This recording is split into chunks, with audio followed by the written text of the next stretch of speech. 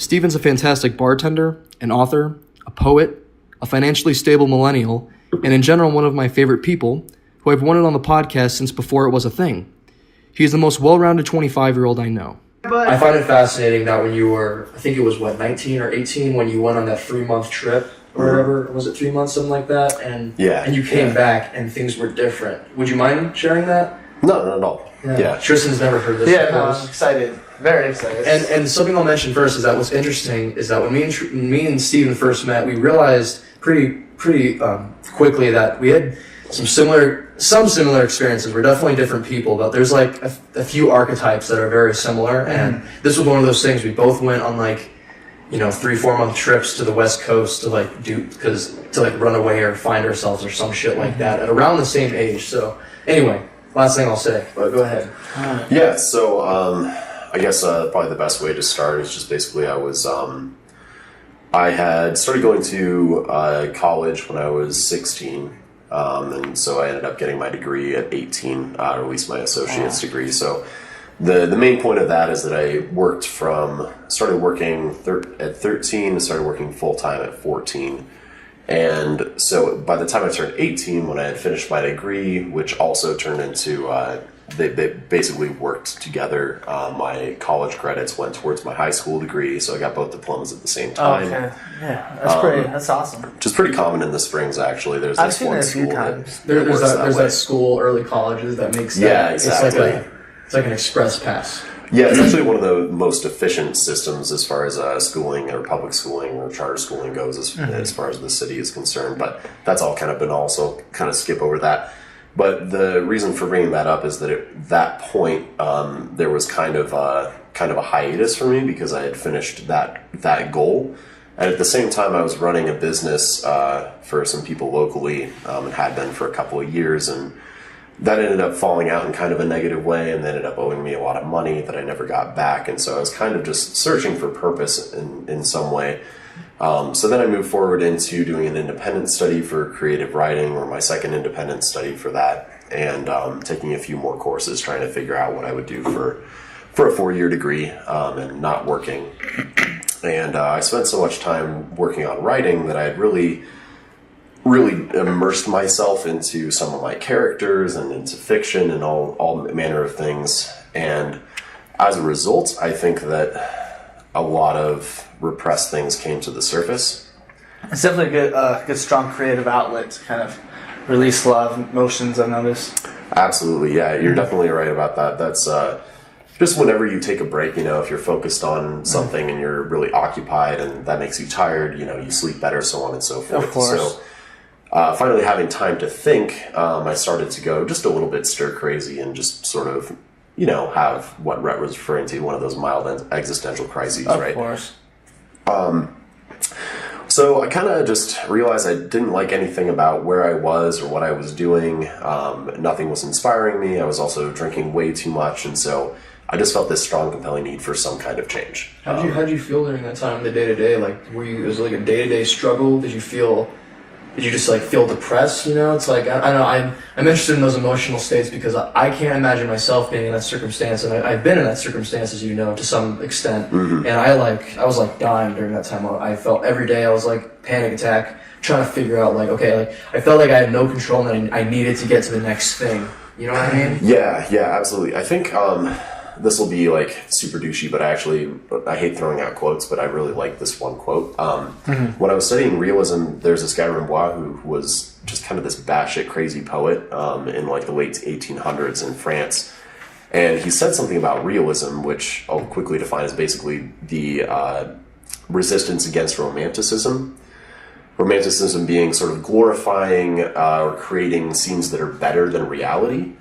The paintings of gods and goddesses having picnics and shit, and the rich having a great time on a boat. Romanticism. He was pushing away from that with realism, which is saying no, I'm going to paint the drunk hobo on the street, or I'm going to write a poem about alcohol abuse or something, So it's about getting in touch with reality and just, communicating through any art form or whatever else, general human struggle, right?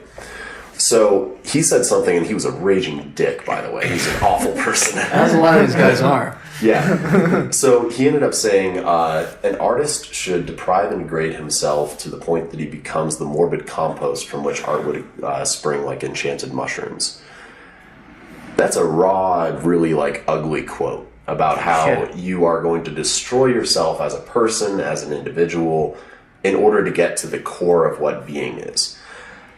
I didn't know that quote at the time, but I think that's the best way to sum up what I was trying to do to myself. It wasn't so much, I was definitely like suicidal and depressed, but it wasn't so much a self-deprecation as much as like masochism and self-abuse. It was more like, I don't have any better reason to not get drunk and go for a 20-mile walk and think about how everything sucks. Did you ever think you were leaning into some sort of tragic artist sort of identity too? Yes. Like did you get a sensation that you were digging deeper when you were, harming yourselves indirectly in these ways by like drinking a ton? I guess it's still directly, but you're drinking a ton and you're probably like self-pitying and you're just kind of like letting yourself sink. Did you ever think that was also, aiding your like artistic ability and stuff like that? Yes, and I think that's almost exclusively a lie that we tell to ourselves. I think that I was in a place where I thought that the sadder I was, the more raw or the more real whatever I was writing would be. But truly, if I look back on most of those things, it just fucked up my execution. Yeah. I was writing interesting things, but they weren't good. Yeah, you and I were talking about this because you and I have both done this in the past, especially like with poetry and stuff. Like we were both those like high school sad kids, right? Yeah, exactly. Yeah. And it's like yeah, once in a while you might write a good poem, but like especially when you're writing something that's a little more in depth, it's like maybe the first few paragraphs, maybe the first page if you're lucky, will be some cool raw stuff, but then it goes nowhere. There's no structure, and it's like, what the fuck am I reading? Like, especially years later, I still sometimes find an old thing I wrote in my Google Drive from when I was like a freshman in high school, and I'm like, man, I really wanted to delete this, but it is too funny. Like, it's horrible. I used to enjoy it. Yeah. But do you think now, being in like a better mind state, you can look back and kind of feel those emotions still and apply that towards your writing, and you think you can benefit from it now? Absolutely. I think I can definitely get back in touch with those places and those emotions. However, I think at the time I was trying to create new experiences through self-deprecation. Right. So by you can live potentially interestingly without hurting yourself and other people, Yes, and it also, I think, to a certain degree, there's an ego and also a narcissistic aspect to sort of saying it's good to write what you know, but you also, if you want to have a scene where somebody gets hit by a truck, you don't have to throw yourself in front of a truck. I think a lot of that has to do with sort of wanting to challenge yourself in this weird way, or wanting to, it's almost honestly kind of a dick swinging competition with both sides of your ego of like what you're going to experience and how raw you're going to get. Yeah. So more succinctly though, yes, I can definitely tap into those emotions, and I think that I have a much better perspective on the way that I was feeling and what I was thinking now when I look back in hindsight. That makes sense. And they're more rational now, and I can write about them as though they're a character, as opposed to it just being this kind of guttural thing that doesn't have a harness or doesn't have a direction. Nice. So circling back to your story then, so you were in this period where you're trying to figure out where you're going to go. You're feeling pretty bad on a day-to-day basis, and a lot of it's on your own behalf. I can relate to that. So what happened next?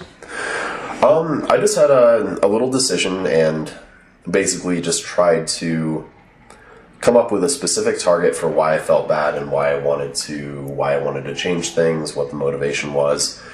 And I really realized that for better or for worse at the time, I didn't feel like a man, and I felt like I was somebody who'd grown up in a really, and I was, and I am a person who grew up with quite a bit of privilege. I always had food on the table, grew up as a Caucasian male, so things were generally pretty good. And you're extremely handsome. Oh, yeah, exactly. and you're tall. Oh, that didn't happen until I turned 19, actually.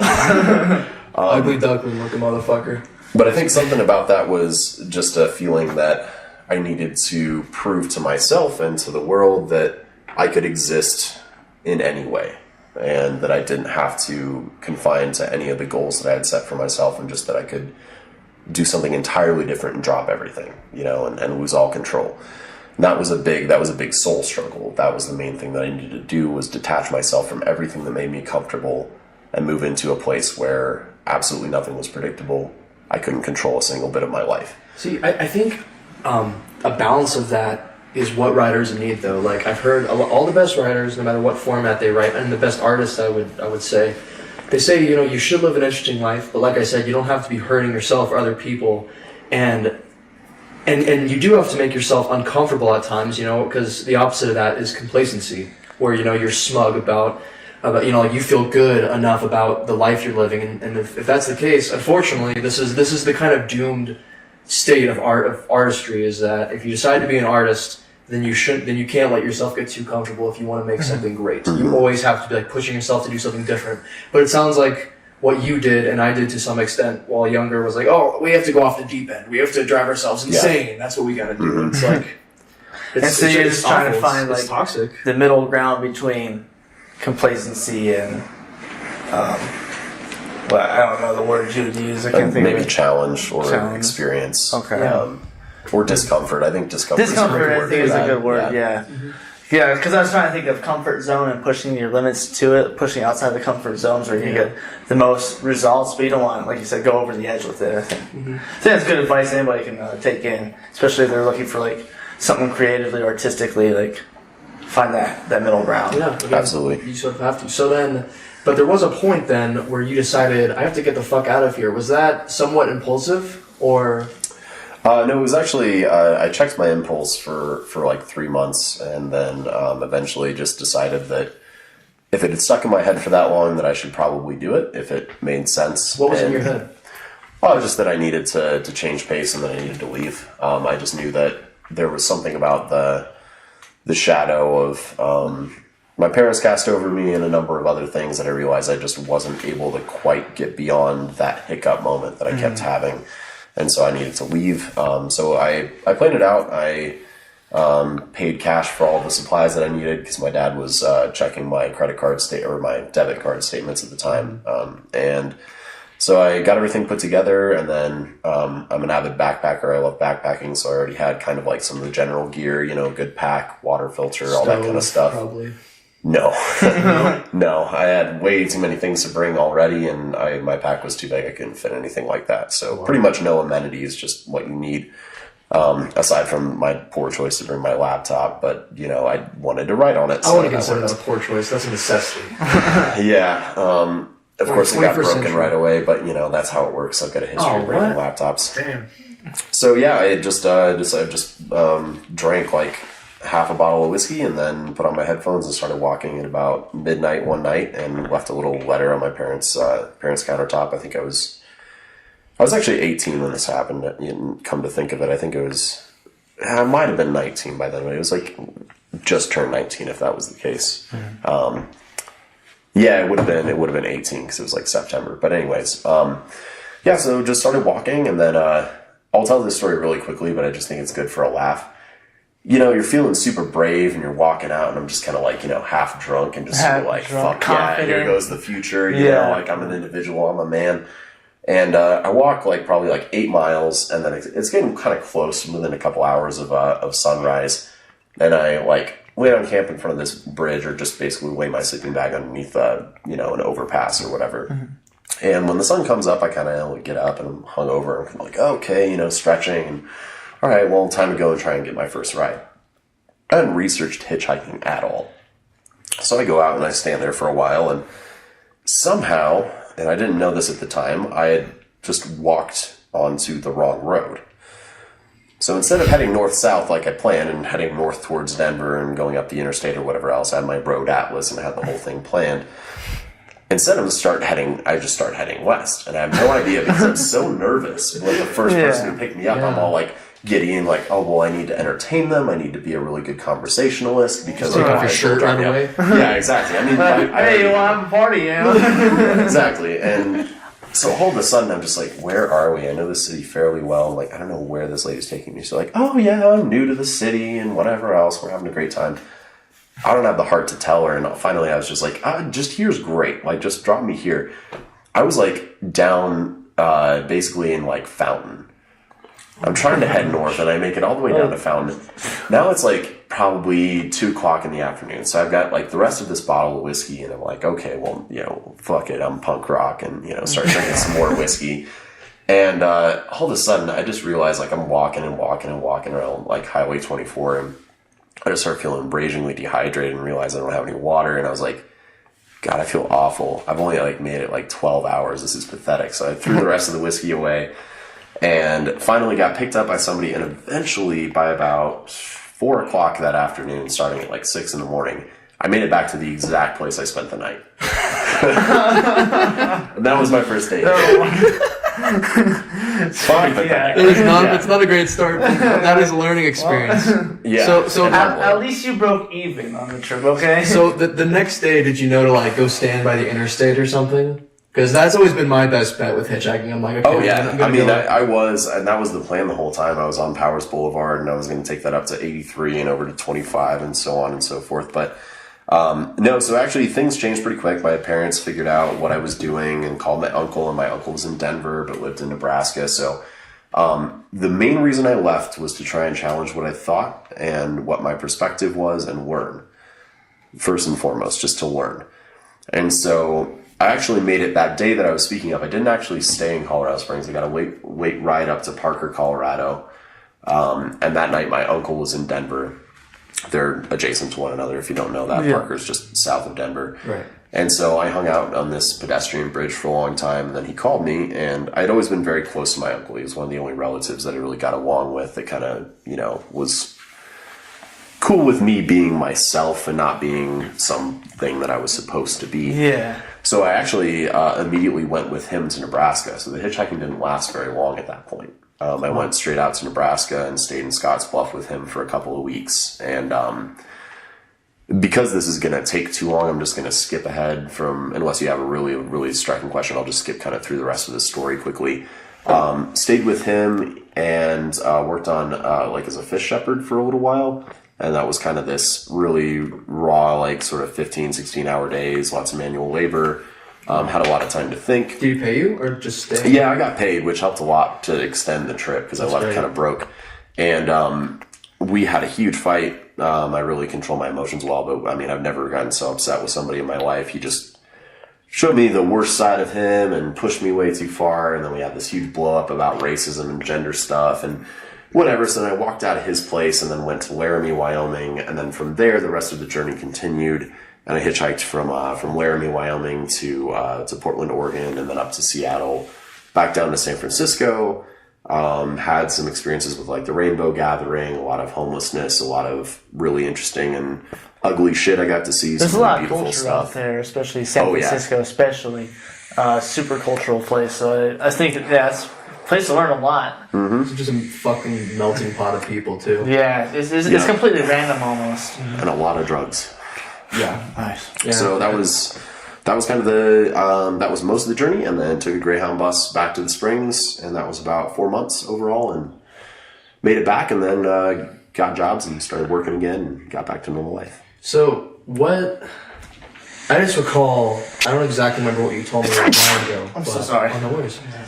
But I remember you telling me that when you came back, things were a little different because, before that you were totally like okay with just leaving for a while and not exactly knowing where you're going, but you got home and you're still, only maybe just 19 and you're like, okay, I'm going to get a job, and you became like a manager at a Jimmy John's, I think you told me a while ago, and suddenly things were changing. And then from that point on, when did you realize that you liked alcohol? I mean, obviously you liked alcohol. I mean, you started the story by drinking a half. Yeah.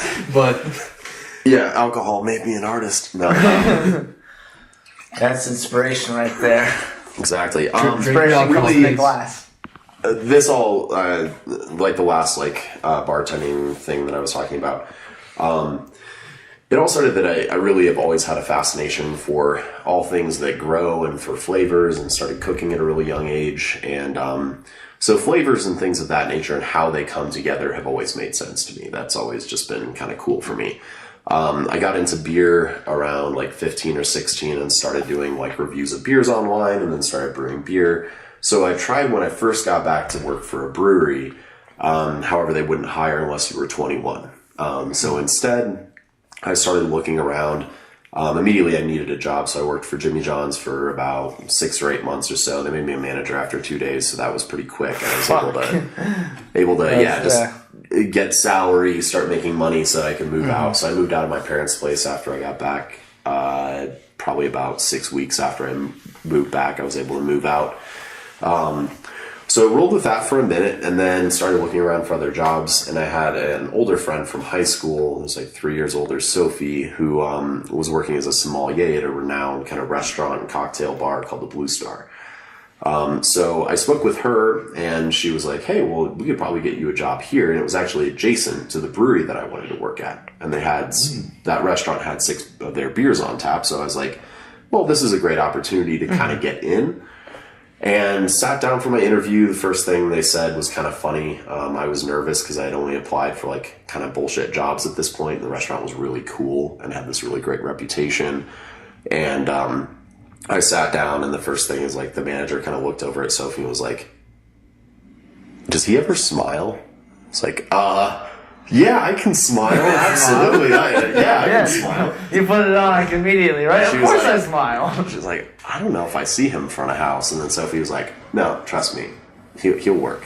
And then I was just sort of, and then I warmed up and tried to, be charming, whatever else. Got the nerves out of the system a little bit. Yeah, exactly. Yeah, once you get going, it gets a lot easier. It's just the beginning part. Yeah, just that first moment, especially with somebody you don't know. And so she was like, okay, well, I think you work behind the bar, so we'll put you as a bar back. So I spent like 3 or 4 months just washing wine glasses and, just kind of learning.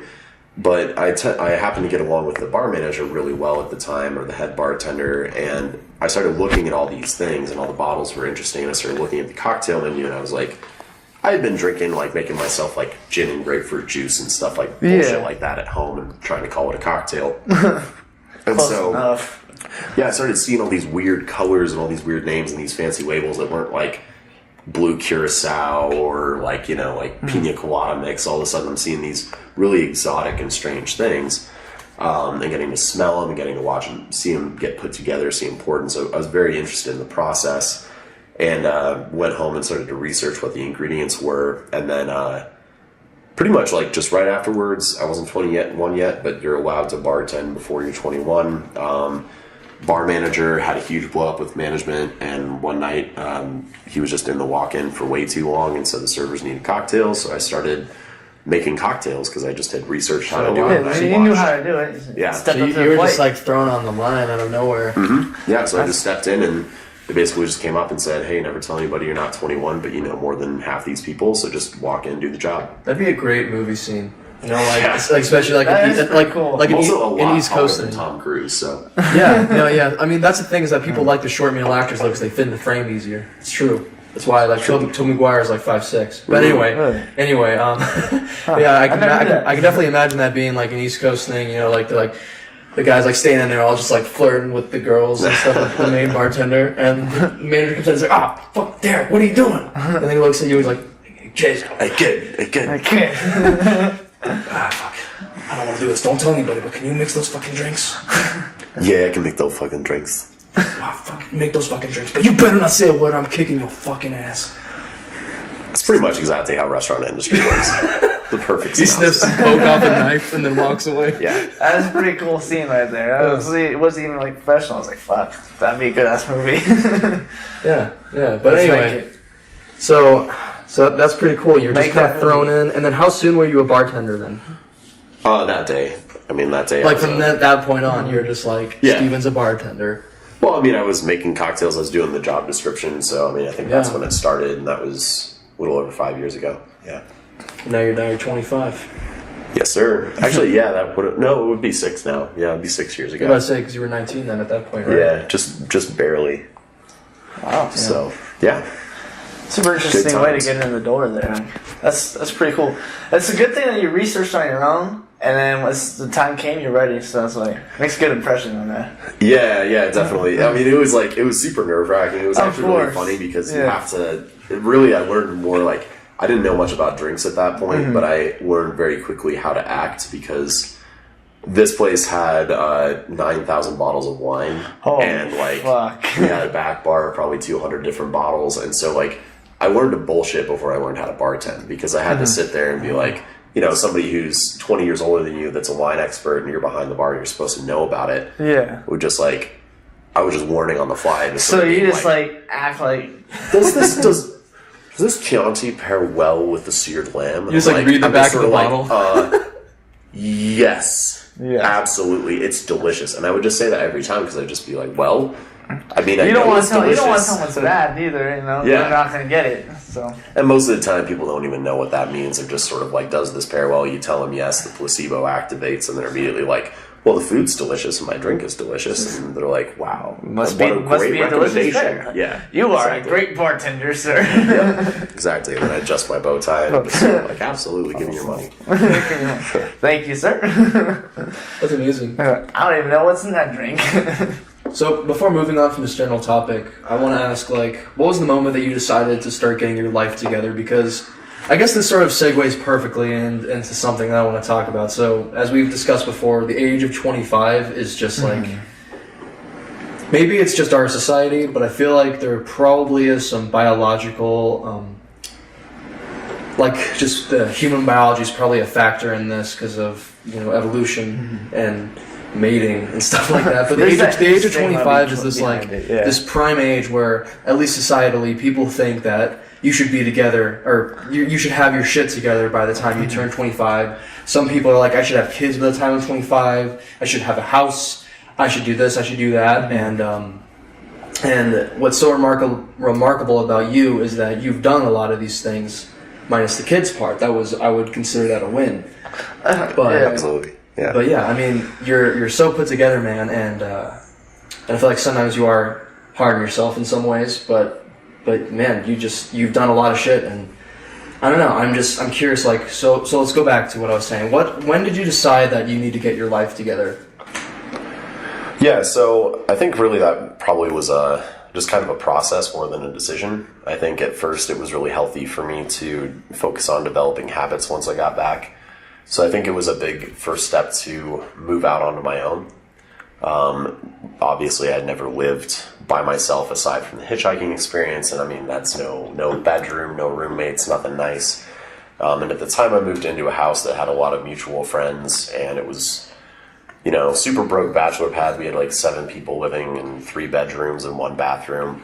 And so it was super tight, but it was really nice because there was a lot of camaraderie and a lot of good just kind of drunken nights of sharing and talking and all that kind of stuff, and gave me a good kind of emotional support to build off of.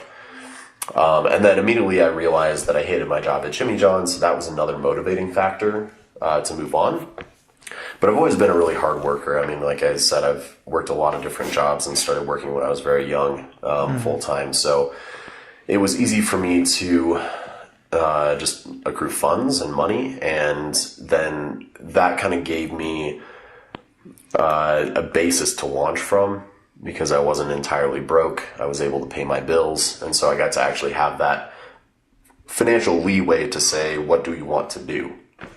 I thought that if anything, if I couldn't work with beer, I wanted to work with food, so I got into bartending, and then that just sort of naturally took off. And I think the main moment I would say where I really decided to get my shit together was my first crash after getting back.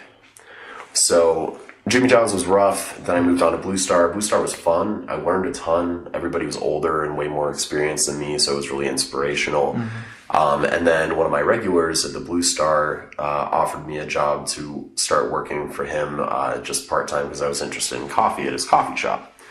One of my friends from high school was working there, and he was a really, really well-known barista at that point. He was like 3 years older as well. But so I went over there, and I had always been going there to write and stuff like that. And so I was excited to just learn a little bit about coffee too, and just of course, develop experience and diversify a little bit. So I went over there, and then immediately he started to watch what I did at the Blue Star, and then was like, hey, you know, I just got a liquor license. I've got all this whiskey. I'm passionate about booze and whiskey and stuff. And I kind of want to turn this into a really cool bar at night. And we're going to expand into the space next door. And I'm wondering if you'd be interested in running that bar program for me. It's like, well, you know, hell yeah, that sounds great. And this place is, we're just sort of like really steampunk and like fly by the seat of your pants, very loose. So there's a lot of creativity, and it was rough, and it was definitely a stressful work environment in certain ways because it was kind of a startup, and there weren't really any. It was the anti-corporate thing where there's no stability, there's no model for how things are done. You just roll and you figure it out. There's definitely equally as many pros as cons. Yeah. It's like when you first get in that situation, whether it's like a locally owned business or it's just loose ownership, your first reaction, I believe, always is, this is awesome, this is chill. And then you realize that lack of structure can definitely make things messy. And it's always hard, your foot off the ground on that, like on the beginning, that whole startup process. That's always the hardest part. Yeah, absolutely. And that's give and take. You get all the creativity, or you get all of the structure. And like we discussed before, balance is key, and it's great to find a middle ground. So it sucks you can't have the maximum of both in that situation. Like, yeah. I want to do whatever I want with the structure. Like maybe that's the idea. In a perfect world. Yeah. So that was sort of the moment where all of a sudden I kind of had this degree of success that I didn't really expect. I started to get regulars. I didn't know what that felt like, that they were my regulars, not the restaurant's regulars, and people were impressed by what I was doing. Chefs and other bartenders started to come in and say like, holy shit, how old are you? What are you doing? How did you do this? And that was really fun because I was just kind of rolling with intuition. I really didn't know what I was doing. I was very shocked and very humbled that people liked what I was doing as far as cocktails went. So that led into kind of this place where I think I got a little bit comfortable for the first time. And it was just incredibly standard at that location to like drink on the job, and like nobody really cared. And so as I started to become a little bit more complacent there, I just started being really unhealthy again, just sort of staying up all night and just sort of writing similar stuff to what I was writing before I left, and sort of had this moment where I realized I was really just kind of back into another depression rut. And given that I now had a job I truly liked, that made me question, okay, well, what now? I got a location to live. I'm out of my parents' house. I've eliminated all these things that I didn't like, and I should be happy now. Yeah. For some like reason, you look in the mirror, like, why do I feel like this? I should have everything I want. So I feel like there may be a pretty clear theory though, or hypothesis rather, on why that is though. It almost sounds like it's like your more unconscious self realizing you're drifting into complacency. Like you're finding that you excel at this job, you're doing very well. It's so chill that it's easy to get incredibly comfortable there. I'm sure. I mean, obviously, day to day, it's different, but you can get relatively comfortable there. And you being what seems like by nature an ambitious guy, there's, even if you're not doing it on the surface because you're drinking and you're not thinking too much about it, your more inner self is probably like, okay, what next? What are we doing? Like, why aren't we doing something radical? And so you just manifest by going towards your previous habit of, it's like you triggered that feeling of, oh no, I'm going to complacency without consciously realizing it. And maybe that's when you kind of went into your past routine of just digging your own hole again. Because it's radical. It's a radical change. You're doing something that's drastic, but it's not maybe in a positive direction. Yeah, I think you're absolutely correct, and that's what I kind of thought for quite some time. And then more recently, just delving into my past and trying to be a little bit more self-aware. I think truly what that is, and what that same kind of scenario manifests as for a lot of other people, and what I'm speaking of is just sort of general depression, just sort of a lack of identity, trying to figure out who you are and what you are and what you should do or what you should aspire to be.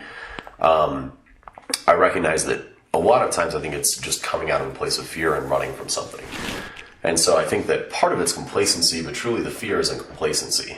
The fear is something a little bit deeper about, if I don't keep moving, things catch up with me. Yeah, I think that it's important to sit down and actually be willing for those ghosts or those shadows to come back to you. And I think that as soon as you have time to rest, that's when you have little moments of clarity. So how has that developed now that you're 25? Because as we said before, it's different for everybody, but I swear it's too common of a pattern not to point out that I swear everybody that I've befriended or even associates that I've talked to who are 25, they always say like they turn 25 and it's not like the day they turn 25, but just around that age, Being people, 25. yeah, people, they feel different about life, or they think that they need to be doing something different. And along with this topic, how has that sort of phenomenon changed now? Like, honestly, I don't think it's changed a whole lot, but I think that's every moment in life, right? I mean, you can look back on a specific point where something pivotal happened that changed you or inspired you. But I think truly it's just the fact that we talk about it. I mean, that makes it exist, right? We are what we eat. And so the fact that everybody recognizes 25 as the age where it's sort of like, that's when you should start, like stop the whole, I'm growing and I'm fluid and like I just turned 21 and I had my year of doing so on and so forth. It's kind of the time that most people have finished if they left immediately after high school. They finished their degrees or they skipped that and they've been working on some sort of career or they were working on themselves. military. And they definitely it just have sort their of makes foot in sense. the door It's- at that point.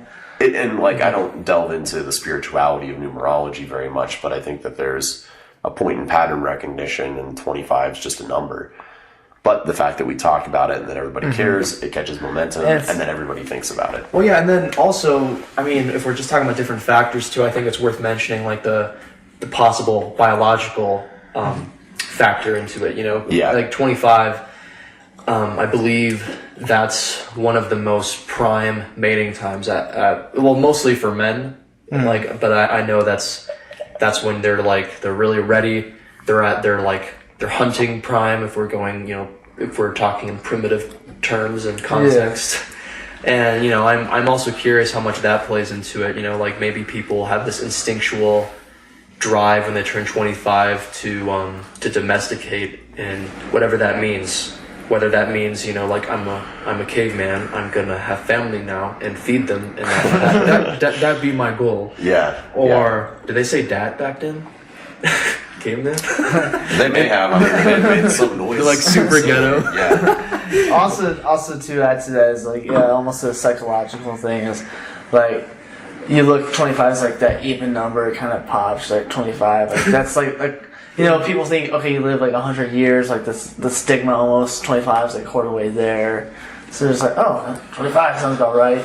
And then I like, should freak out now. like also like I think the time for like the male like development like is fully finished at 26, I think, on average. So it's kind of around that same So spot. it's actually when you start dying, I think, because I think you stop growing and you stop. Man, I am not a biologist. Start decomposing. You start decomposing. Thank you. Yeah. So yeah, you actually physically start dying around then too. So that's probably a factor. Yeah. But yeah, I mean, it's just interesting to me, and I don't know. Well, I think that it makes a ton of sense. I'd actually be curious if you guys want to answer that question too. Like where do you guys, before I finish, where do you guys both see yourselves at 25? That's a casual question that everybody gets asked, but 25 Scares it reads a lot into modern perception of gender dynamics and masculinity, as well as just sort of like there's a little hiccup there between personal goals and what you're expected to be. Yeah, you just gotta kind of then put them together, almost like mesh them into one. Definitely, if you want to go first. So something funny that I wanna introduce this, like as I answer, is when I was first getting into filmmaking, before I ever was on a Reddit or subreddit or whatever, and before I really got into the culture of filmmaking, I would literally tell people that if I don't make a movie by the time I'm 30, I'm gonna kill myself. And I just think that's interesting. I was not exposed at all to film culture, and I would say this, and I said this all the time for probably 2 years, probably 15 to 17 or 16 to 18 or something. And then I got into film culture and all the subreddits and all that kind of stuff, and I learned that that's what every amateur filmmaker says, and they all say 30. They all say 30. Yeah. Every one of them. They're like, if I haven't made a film by the time I'm 30, I'm gonna kill myself. And it's that specific. Yeah. It's 5 years after 25, man. But it's that gives me 5 years to my prime to make a fucking film. But then if I don't by the time I'm 30, I'm gonna kill myself. But anyway, I think that's related enough to bring up, and it's just hilarious to me. But yeah, I mean, by the time I'm 25, I've definitely humbled myself, and a lot of that's actually because of conversations I've had with you, Steven. Some after a shroom trip or something like that, something impactful like that. Sounds like a good time. Yeah, and I know, I feel like my actual expectations, if I were to really get introspective about it, is I think that I want simply to be a lot more in control of what I can control, which isn't a lot, you know, the world's very random. Yeah. But I always have this envisionment in my head of 25-year-old Rhett is a little more like Steven, and just in the way of like balance, I can live totally on my own. I don't have to worry that much about money. I'm always gonna have to worry about money until maybe one day I quote unquote make it or something. But I don't know. I don't have these huge goals by the time I'm 25. I'm not gonna kill myself if I don't make a movie by the time I'm 30. I am a lot more humble with my skills and everything, but yeah, I just want to be more balanced in the head. I want the 5 years that I still have going into 25 to be a lot more dedicated to mindfulness, exercise and stuff. So I hope I'm good at meditation, I'm more concentrated, I'm more healthy physically and mentally. And I hope that some career is going somewhere. I also have this envisionment that my photography will go a lot farther, a lot faster than screenwriting, just because simply the learning curve is way longer with screenwriting. You know, like screenwriters don't hit their prime until they're like sometimes in their 40s or and beyond. When you have that lifetime experience, you know, and emotions you can throw in there. Yeah. As well. Whereas photography is one of those things where I've seen 5 to 10 year photographers become absolutely amazing. In 2 years, I'm already okay. And everyone's different too, you know. Exactly. It's easier to make money off of too. It's another thing like graphic design. You can turn that into advertising. Yeah, just all types of marketing. People always need pictures of something. So, so that's kind of the mess that I would summarize. Yeah. Nice. How about you? Before I delve into it, might ramble a little bit for a second, but I always struggle trying to think of where do I see myself at 25 or 30 and stuff, because I hate almost putting a time frame on it now, especially the more we've talked about it, because literally, like I just said, everybody's different. Like my brother is 25, and he's like engaged, has his house, has his third kid on the way, Real estate agent. drives a GTR, like fucking insane. And I work with somebody, his name is Jesse, he's 24, he's like, yeah man, I think I want to get a pirate ship tattooed on my arm. Pirate ship. Like, this is literally a conversation we had. And I was like, pirate ship? He said, yeah, I like pirates. Pirates. He goes, well, and he stops for a second, it's just a pause, he goes, I want to be a pirate. Like, this is a 24-year-old man I'm having this conversation with. So, What'd you say? Did you put on a nice high voice and be like, you can be whatever you want? I was like, no, that's cool, man. Because we're talking about tattoos. It's like, he goes, you don't like it? And I'm like, oh my god, dude. I mean, it's just. Is this guy okay? he admitted to me today. He's like, I'm a mad child. Like, I'm not scared of what I am. But yeah, it's like. No, I told him, I was like, yeah, I just want some snowflakes and flowers tattooed next. He's like, you want fucking snowflakes and flowers, but pirates aren't cool? Oh my god.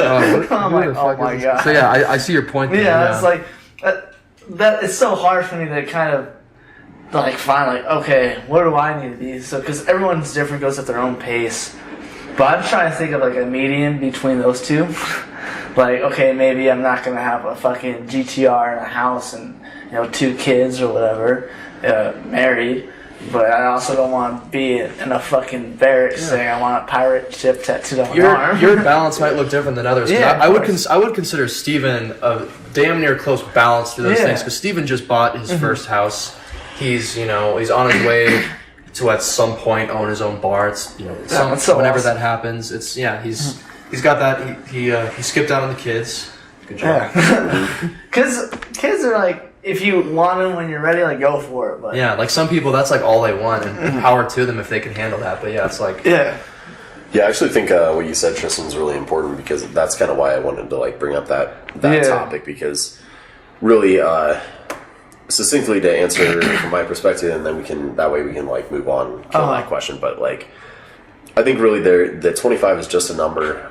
It does affect anybody who turns 25 because it's a concept. You look back and you compare your actions to others or where you thought you would be, but it's always a fluid process, and that always changes on the individual.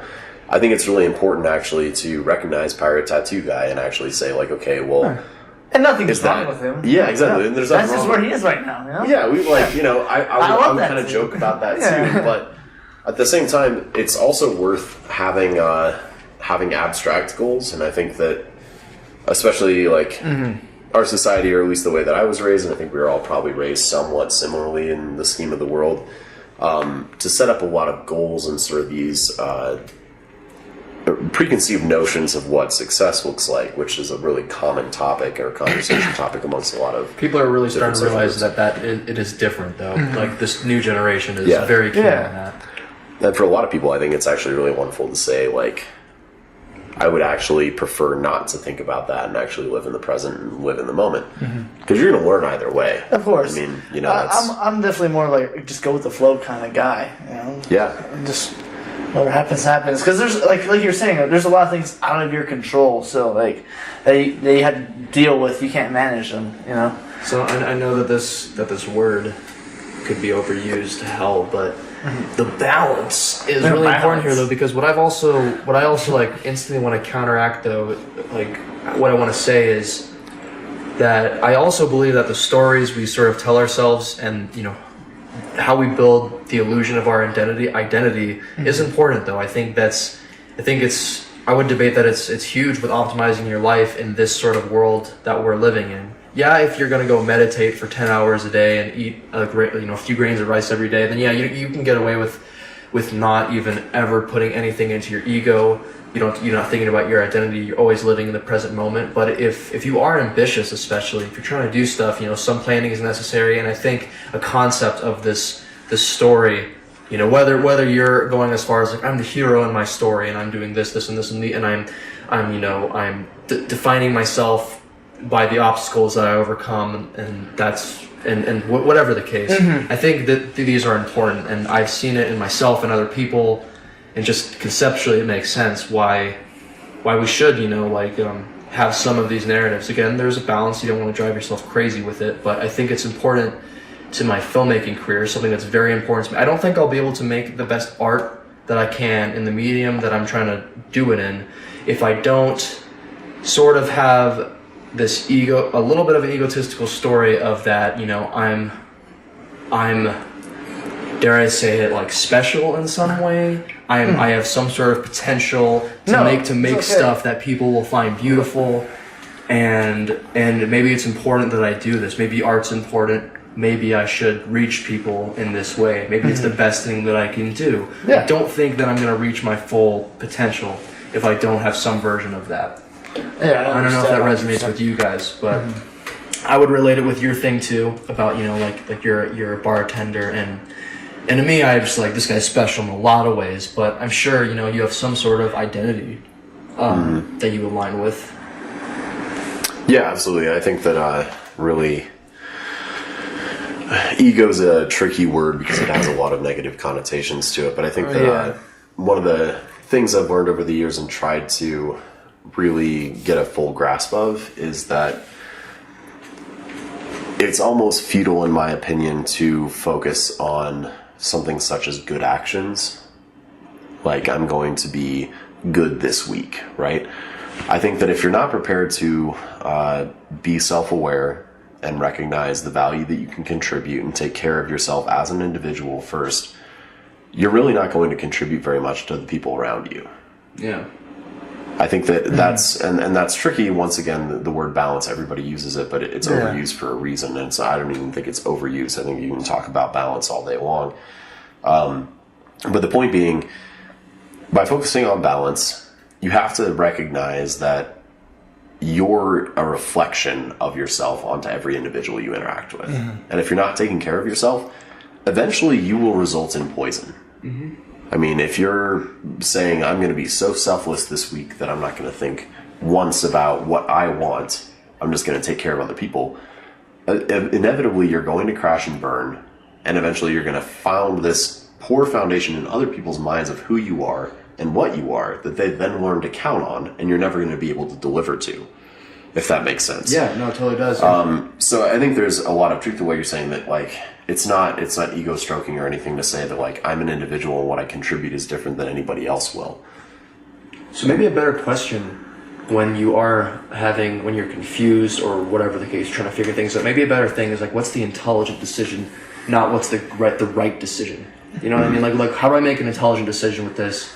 And because if you ask that, that will be the most present, maybe not the most, but I'm kind of spitballing here, but maybe that's the best present-minded question you can ask yourself when you are trying to make a decision. Like what's the intelligent answer here? You know, I'm not trying to weigh in all like my morality and everybody else's morality and whatever the case. What's right? What's wrong? This is just like, how do I be intelligent right now?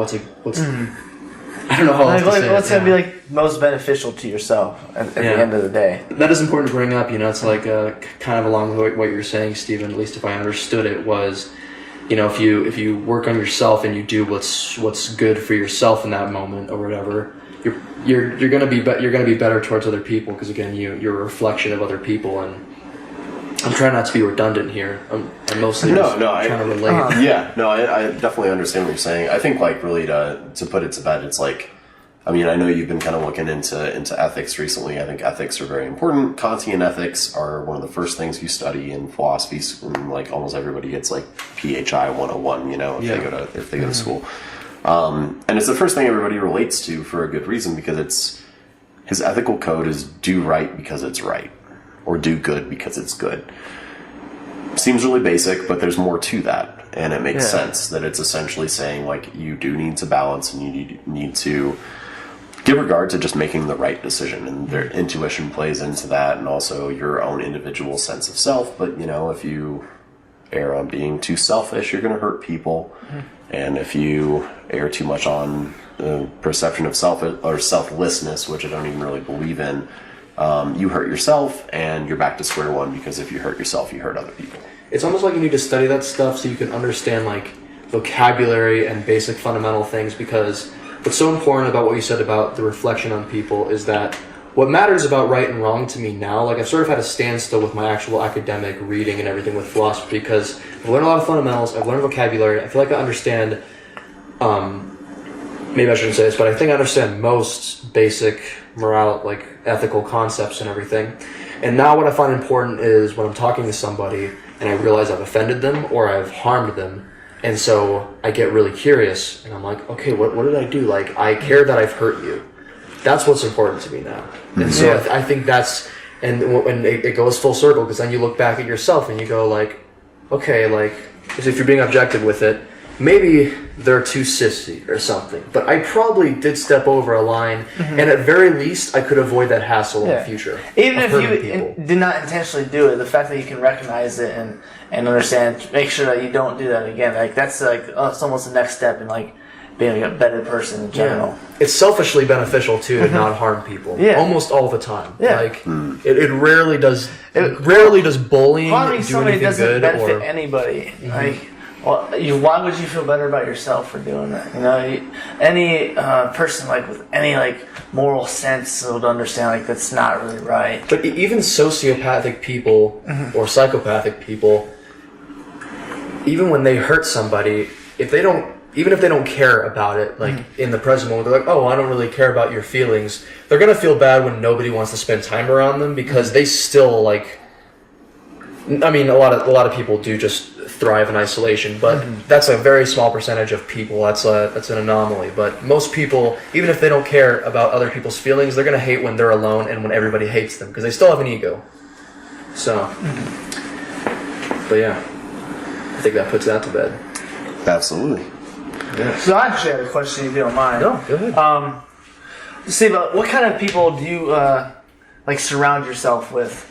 Basically, because I've actually been having like some stuff at work where people I thought were friends, I'm like, oh, maybe they're really not friends. So to get to the point where you are, you've had to at least find like some decent people in your life. How do you kind of who do you hang out with, and how do you recognize that they're meaningful to you?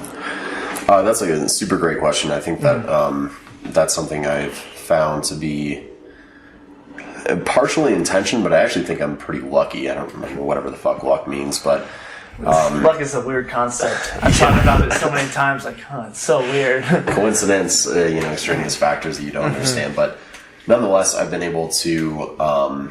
It really started with my best friend, and really I didn't have any previous friends from this kind of point around like early high school where I started to kind of found the new friend group. But I just had a bunch of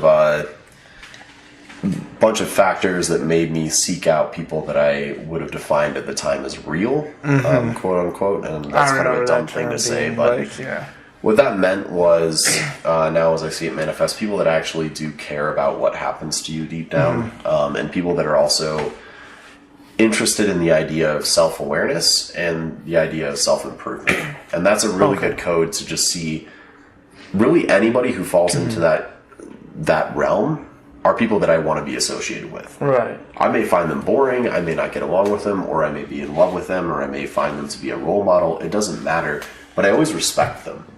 And that mutual respect of treating people well and also caring a lot about developing oneself just naturally leads to a form of conversation and a form of social dynamic that really just perpetuates itself. It's almost organic. It's like anybody who gives a shit about how they act and how that affects other people, you'll naturally get along with. Because they care about what they do to you. They care about what they do to themselves. And it's going to flow naturally. It's going to be like a natural thing. Yeah. And there's a lot of people in my life that I wish I had all the time in the world to spend with, but I definitely spend more time with just a couple of people in my life that are very close to me and we get along really well. But, you know, like whether we're in the same fucking movies or whether we're into the same activities, all that stuff is very trivial in comparison to whether or not they are just, in my opinion, good inherently. Okay. And so I think that really looking for people that are interested in self-improvement and interested in self-awareness, like they know who they are to a certain extent. They know, man, I kind of fuck up at this thing. Yeah. And they're willing to say that and say, like, I'm sorry. Some or humble also, people. like, and come to you and say, like, hey, Tristan, like, I don't know, I'm having this problem with my girl, and, like, I don't know if I'm being selfish or not. That's a fucking great sign. If they're going to come up to you and be like, am I being emotionally abusive, or, like, ask you that type of question? That's a good, that's how you know that's person that you somebody want to be around. who at least at the end of the day cares about themselves and what they're doing. And you just think of that as like once again as an organic reaction, right? You have every decision they make, if you are close in their life or vice versa, they're going to bounce off of one another. Okay. So the better they get, the better you get. And you can climb this ladder and you feed and you go back and forth. Exactly. Okay, that's awesome. And that cultivates this really beautiful social group. And I think that sort of happened for me just partially out of luck, partially because I tried really hard. But I guess really like, I know you guys were talking about this a little bit on the last podcast, you know, people that really are poisonous to you, you just have to find that way to say no and say it politely and cut them out. And once you do, you're going to have a gap. You're going to have an opening that somebody else might fall into. Okay. And trial and error, the more times that happens, it's actually almost Darwinian, right? Building a social circle. Eventually, it's kind of the pieces fall into place. You know? It might take longer for some people than others, but at the end of the day, as long as you kind of say, just like go with it, you'll find the right people. Yeah. As long as you open yourself to finding them. One of those tough truths, at least for me too, is that people do have a mental and physical capability for like a cap for everything. Like you can't be friends with everybody if you want to give 100% or 80% to some people. You can't. It's the same with with any sort of practice or activity. You know, you're not going to be the best in one thing if you're a jack of all trades. It like that concept is real and that makes it tough. And it sucks that there are people you kind of have to cut out through life. But one thing that really comes to mind with that, like a way to put it in plain English for me, is that I've learned to cut people off when they are always, like, at least 90% of the time, ultimately discouraging. Like, if they want to see me fail, whether it's from just unstoppable envy or they're just so nihilistic or hateful, whatever the fundamental problem that they have that's driving them to do that to me, even if it's not their fault or something, I can't deal with that. You know, I can't deal with people that are ultimately discouraging, that want to see me fail. Like that's the biggest no-no. I'm like, okay, you know, like we are never gonna have a deep relationship, and that's like almost a personal evil against me that I can't deal with, you know. I don't know if you guys resonate with that. No, I understand. Yeah. Do you find that to be something that is inherent in the characters that are like you said, nihilistic, or just people that are constantly discouraging for you, I guess I'm going to give you, like 2 options potentially, just for the sake of conversation. That one is that they're actually just inherently, quote unquote, bad people, right? The other is that they're just not right. Yeah, I think it's absolutely. I think in every scenario, it's that second one, The latter. especially now. I just based on like different philosophical convictions I have, especially, I can't even believe there are really truly bad people. There are harmful people that every action that they do is harmful, but I still can't even call that an evil person. I don't need to get into that academia right now, but yeah, it was just a quick question. Right, yeah, sorry. Not to go down a rabbit hole. Sorry, But that's just my natural reaction sometimes. My bad. No, not your bad. yeah. That was my bad for asking. No. Just checking. Yeah. So It's nobody's bad. So yeah, it's that second one. I believe It's my bad. It's true. It's always true. But I believe that. Sorry. I believe that it's just that it just didn't work, and that was a recent thing, and you off the record, what I'm kind of talking about. I've had to give up recent people because I realized it just didn't work for different reasons, and even that it was a testament to how young-minded I am in some ways. Like, that's a pretty simple thing that I should realize. We just talked about it in plain English, and it's just hard. I'm sensitive. I hate, especially when I once loved somebody. It's so hard for me to You don't want to up. let that go, especially 'cause at the end of the day, you kind of know like those positive feelings that you always had, and it's almost hard for like just as a human being to give those up, knowing like willingly, But yeah, but again, you're making space for somebody new, and again, it's also a test of your ability to be wise instead of bitter. Because I did just stay bitter towards that guy and my ex for a very long time, But yeah, instead, now I'm kind of leaning more towards wisdom and learning from that and going, I'm making space. And when you're really able to internalize that, you can definitely feel that space, and it's like actually blissful. That's almost kind of spiritual, I guess, in a sense, but it's, I don't know, I genuinely feel that. So, can I ask you guys for some advice then real quick, just to give you a rundown where this question kind of spawned from? I think I already got like some good ideas just from the conversations alone, but basically at work, just to make it quick, there's a lot of position openings basically like higher up, so I'm trying to be a sergeant. I want to be like an NCO. That's that leadership level where you're like, okay, now you're kind of in charge a little bit. And I have friends, I have 2 friends specifically, great guys. I love these dudes to death. Like, they've always been my friends, right? I went to Barcelona with one of them. The other one, we've joined almost the same time, like, gone through all this stuff together. But now they're both, like, looking towards, like, okay, I want to get out of the army, like, fuck all this gay shit. Like, that's what they say all the time. Like, I hate the army. I don't even care, like, about anything. And me, I'm like, I want to get out of the army too, but I still got 2 more years. And these positions are opening up, like, it's time, like, okay, I want to take this next step forward, right? And so just, like, for example, where they started being dicks to me because I'm trying to, like take, like, this next step, like, take a leadership step. I'm, like, I'll be telling people, like, kind of what to do. Like, hey, we got to go do this. Like, we got this done. And, like, and I do it, like, play at a time, but they're, like, you only do it when the other people around, like, they're like, you're just trying to suck dick. And I was like, no, you guys are being dicks. Like, and then, like, it's just a joke, like, there's a whole thing we had to do, basically lay out all this equipment and then fill out paperwork for it. And we're filling it out, and they worked on a paper together, and it was messed up, and like it was wrong. So I was just like trying to tell them, like, hey, make sure you sign this part right here. And my friend's like, yeah, no shit. And I was like, well, like, dude, you guys like literally fucked it up right here. So I'm like, make sure you know. He's like, well, I just didn't care about that one or whatever. He's like, you're just trying to suck dick because Sergeant Wilk is over here and stuff. I was like, dude, like.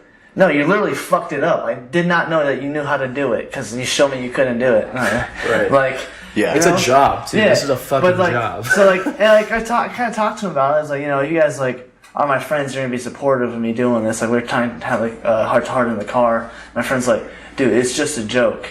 Like you just need to learn to take a joke. I was like, well, I do take the joke. Like it's cool, man. Like I understand you're joking with me, but like. You're joking with me in front of like the brand new dudes who I'm probably gonna be in charge of here soon, making them make dick sucking gestures at me, which it's fucking funny. Like I think it's hilarious, but it's not. There's a time and place, and it's just not right. And they're like just like kind of not supportive. I don't like really know how I should go about telling them like, hey, you guys are being dicks. Like the one time I did, they're like, dude, just take a joke. I'm like, you're kind of being an asshole. So I'm just kind of like stuck. Like, they've told me specifically, it's like, I told them, like, I kind of need to separate myself from you guys if I want to get to this next level. And they're like, they said, if you try and separate yourself from us, you're not even going to enjoy your life. Like, we're not going to hang out with you, and the guys hiring aren't going to hang out with you, and you're going to be fucked. I was like, well, I don't know if that's true or not. So, like, they kind of seem super negative, which is almost disappointing. But well, if you guys have advice to offer. Do you have anything to say off the bat? I'm going to let you take the lead on this one. Okay, so first of all, I think that's just baseline, like really immature behavior on their part. And typically, if it weren't in the situation that you're in, I'd just be like, yeah, those are probably people that like aren't going to inspire you. They're probably pals, buddies, whatever else. You know, you have camaraderie, but they're probably not going to help you improve in the future if that's their first reaction to. If you look at this tangibly, right, you're pals until you do something that isn't wrong, right? Yeah, no. And it affects their quality of life in the sense that they don't get to fuck around as much as they want to. Yeah. Nonetheless, somebody's going to do that job. If they do their job wrong, there's going to be an auditor at some point. I mean, that's how the military works, if I understand correctly. Yeah. Like, somebody's going to call them out. They're going to have to do the work eventually. And they're uncomfortable now because they feel like their buddy is now a superior, and somehow that's going to lead into them not being 100% themselves or 100% comfortable or feeling like they can't get away with the things they used to. Yeah. And so I think they're honestly just using a really immature bullying technique that's actually very common in the military. I've got a lot of guests and regulars that have kind of talked about that kind of scenario. Yeah, of course. Honestly, this probably isn't going to go down super easy, but I think that if you intend to make the most of those next 2 years and you intend to better yourself in the process, there's absolutely no reason not to take higher pay, higher rank, or do whatever you need to in order to go up that ladder.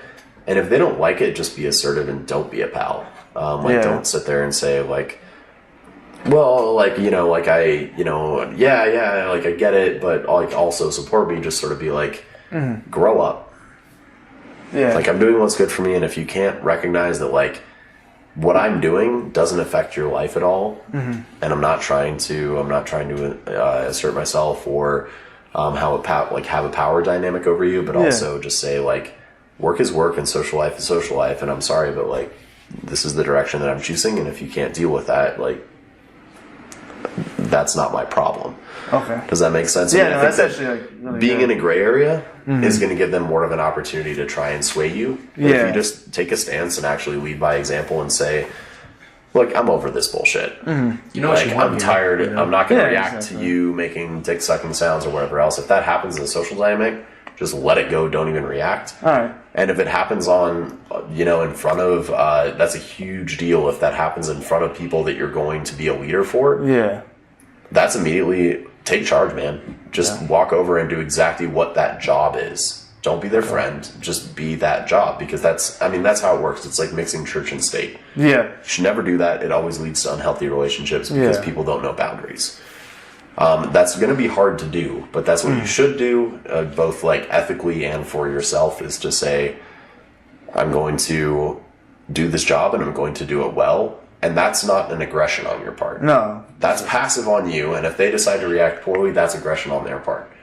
Okay. And they can deal with the consequences, and that's fine. And that might suck. Yeah, it may cost you relationships, but if you doing that costs you relationships, you probably don't want to be friends with them in the first place. That's kind of what I was getting at. I was like, I thought they were great guys, but if they're fucking, like, if that's really how they are, they're like really even my friends at that point, so. They may be good guys in a lot of ways, but it's kind of that thing where it just may not work, especially in this circumstance. Like you want to increase to the ranks, and again, it's like, it's inherently like, as I said before, it's like my biggest no-no almost when someone's ultimately discouraging, and also it's, Stephen already kind of pointed this out, but it's just a huge insecurity on their part. Like, it's this whole thing. It's especially prevalent in America. Where people get this mindset of, so bad, they go, "Oh, you think you're better than me?" And it's funny because it's so fucking stupid and childish. This is like when kids first become aware of other people. It's like, oh, they think they're better than me. No, I'm the best. I get to be the best. No, you're like, we're friends. We're equals. But So yeah, it's really petty, and they're ultimately discouraging, and I would move forward accordingly, and I don't think I can say it better than Steven, but that's No, that is actually, I'm definitely taking all that to heart, so I really appreciate that a lot. Absolutely. That helps a lot. it's good. A lot you can do on a podcast format. You can figure shit out. Yeah, no, like, that's something like, I think that's something that had been in my mind, but I just haven't heard it out loud, so actually hearing it was like, okay, so thank you for that. Yeah, Steven's given me some of the best advice ever, and there are like even certain quotes, like Steven quotes, that are always like, I'm always thinking about them. I was kidding, no, but I don't know, like it's funny that at really bad times, certain things will come to mind, like when we were tripping shroom, or I was tripping shrooms, and Steven told me like, I was like, I had my head way too in the clouds, and context would need to be provided for it to make sense. But just the phrase, you need to be a person first. You can't just be a screenwriter. That will always stick in my head, because I was like, my identity was just one thing at a point, and I was driving myself crazy because I wasn't that one thing. I wasn't just that one thing, and I was too focused on that one thing, and to the point where I was harming myself in every other aspect of my life. And so yeah, that's just one example of a million things. But Are they all like on your whiteboard, Rhett? It's just that's why I need a giant, like a 10-foot by 8-foot Steven whiteboard. Steven whiteboard. And so, yeah. You have 60, so I'll say it again in plain English. You have 60 seconds to go back to your 20-year-old self and give him whatever advice you think would be beneficial. I would say be yourself, pull your head out of your ass, you're not that special, and pay attention to being in the moment. Really, mostly that last bit, I was kind of bullshitting the first part, so... And my 60 seconds is probably up, but... No, that was like 10. Well. Yeah, keep going. That was pretty fast. So basically, I think that something that I was doing was not living in the moment and recognizing everything around me, because my head was so focused on goals for the future. And I think that I could have achieved the exact same things and also slowed down. I think I could have experienced, if I'm on a camping trip, I don't need to fucking think about that shit. I don't need to think about those goals because I'm not making any progress. If I'm beating my head against a wall, I'm not being efficient with my time. And I could have sat there and I could have developed more connections with people, or even just gotten a good way, or, anything. Just anything that would have given me a little bit more life experience by just learning how to slow down. Wow, man, that is fucking huge. That's been something that I'm still dealing with, and I think I'll always be exercising. And I think it's honestly pretty relatable. Yeah, a lot of people think and a lot of people that. don't think about. A lot of people don't think about living a little more mindfully and living in the present moment. But it's so important. I love that part where you say, you could achieve everything that you had planned and still slow down. That's so fucking true. I've spent literally years at times, probably wasting months. I probably wasted literally months of my lives. Not literally banging my head against the wall, but literally wasting months on non-literally banging my head against the wall. Just wasting it, worrying so fucking much. Especially just this toxic mindset of if I slow down, I'm gonna lose my edge. If I meditate, I'm gonna lose my edge. That's so fucking stupid. That is so primitive. Like, come on, man.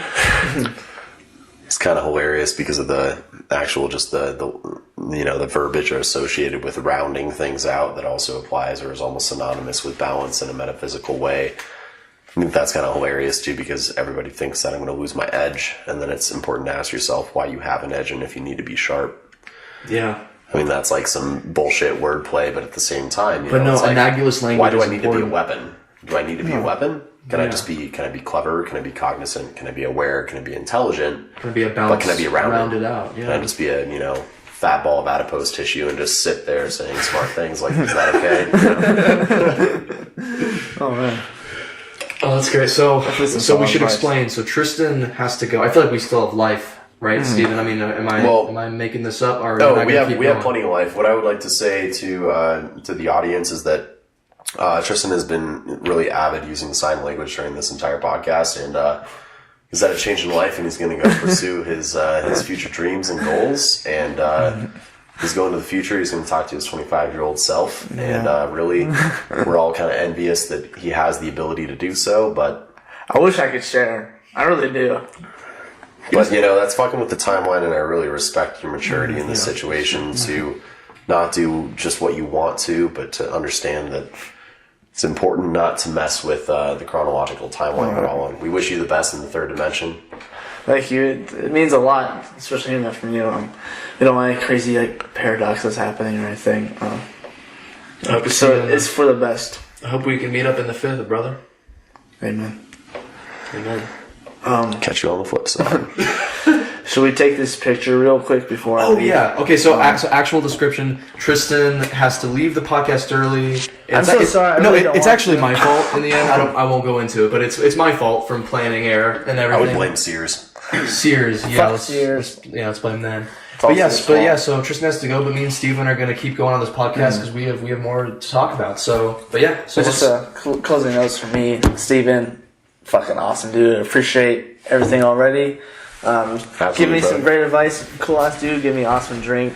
It was a good time. I definitely hope we can have you again on the podcast. I wanted to bring up something really awesome. That this is actually our 7th episode, and the significance in that is it's actually considered a milestone in the podcasting world because this is a real number, real statistics that most podcasts end and don't go any further if they don't get to the 7th episode. For some reason, so even if they get to 6, for some reason they'll quit and they'll never do that show again. So our 7th episode, you could theorize pretty easily that we have many more to come, hundreds more to come, and that's the goal. Basically, as long as me and Tristan are in Colorado, we want to do Hobo and the Vet. So, amen. You should have seen the text I was sending Tristan. I'm so fucking happy we got Steven for the 7th episode. This is our best. This is going to be our best episode, and it's a milestone. And I wish Tristan was here. I wish I would have remembered to say it in the intro or whatever. But yeah, it's so awesome that we got you for the 7th episode. So yeah, just thanks again for coming on. Of course, buddy. I'll drink to that. Cheers. I spilled it myself. That's okay. Man. We'll pour out for the homies, right? Yeah, because Tristan left. It is sad. Oh, boy, Tristan.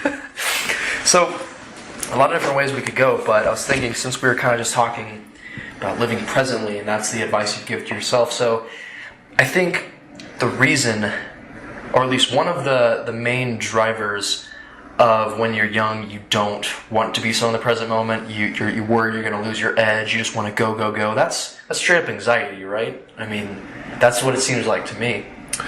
I think it can be. I think for individuals like ourselves that are performance driven or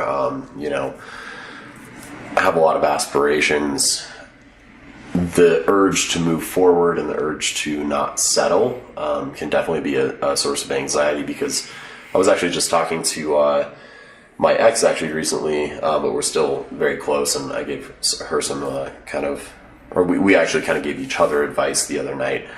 And what we talked about is she referenced how she looked back and tried to reflect on her best self. And she felt like that was right when she was in school in Denver and really had just come out of a lot of hard times and was really driven.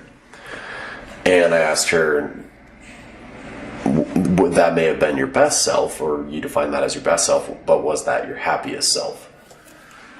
And so we talked about that for a little while, and I think that it's really important for goal-driven individuals to focus on goals and to not be stagnant. However, I don't think that urge to go, go, go is always a source of anxiety for a lot of people. I think, in fact, another part, all about balance, once again, a decent part of the population is actually struggles too much with not having a sense of go, go, go, by being in the moment a little bit too much and not actually having any future plans and not having any aspirations. Does that make sense? Yeah, I would see.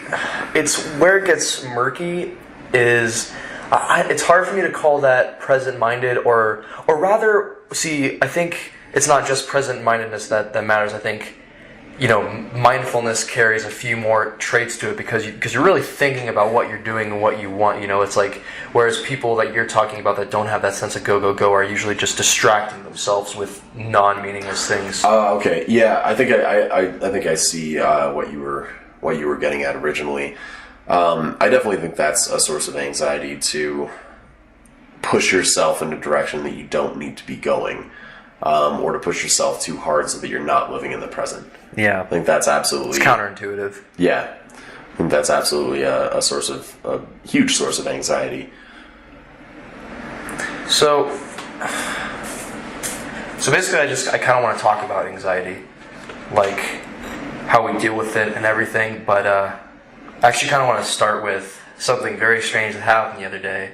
Again, another thing that will be interesting for Tristan to hear, but I wish he was here for it, because, oh jeez, this was like my worst nightmare that basically came true. So, okay, let me give some context. So about a week ago, I decided, well, I kind of figured something out. I kind of figured out, we're talking about anxiety, ways to deal with it. Obviously, I'm a very anxious guy, and I've thought for years about how to cope with it and this and that, but now I'm trying to find more techniques to do it in the moment, real mindfulness exercises that also, as a side effect, help my anxiety in the moment. So what I realized is that curiosity, staying curious almost all the time, or at least like when I get anxious, just for as an example, when I get anxious about something, then like my new habit that I've been developing is immediately getting curious about it, going, okay, like, why am I anxious though? What is going on? And it's surprisingly awesome, so helpful, because there's a lot of moving parts in it. Like, one, it's exercising, this like mindfulness muscle. I'm concentrating on something, and I'm thinking about what's happening, and I'm actually learning stuff about myself. I'm figuring it out. But also, it's just like, as a side effect, distracting me from that feeling of anxiety. And also, it's just, if you're anxious and you're not doing anything about it, then you're just gonna spin out. If you're not questioning why it's happening. So that's been huge. And it was working for a lot of minor things, because I'm an anxious guy, and sometimes like something small, if I'm in an irritable mood, will drive up anxiety, and if I don't do something about it, I might like spin out for a moment or two, which is, not fun. But something bigger happened literally like a day after I started getting this thing down. So like, I think it was 3 days ago.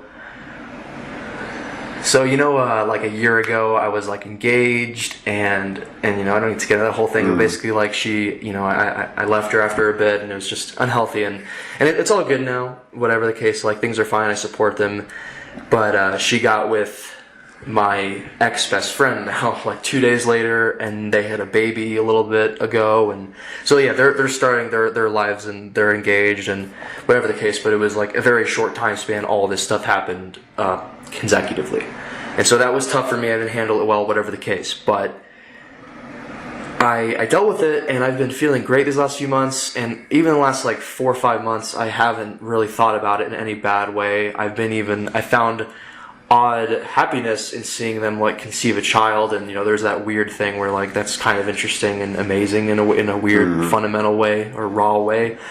But also when I was going through the really bad times and still dealing with the trauma, and again, I dealt with it for months, which means I didn't do it in a very good or healthy way, but I was like, during all those times, my biggest nightmare was that we live in the same town, and there's probably going to be a point in time where we run into each other, and she's like with her baby and all this stuff, and I didn't know what was going to happen. Like, I literally would daydream about this all the time, all the different scenarios. Am I like, okay, am I going to cry? Am I just going to start crying? Am I going to scream? Am I going to get angry? Am I going to start throwing hands? Am I going to pick up the baby and throw it out the window? Like, what's going to fucking happen?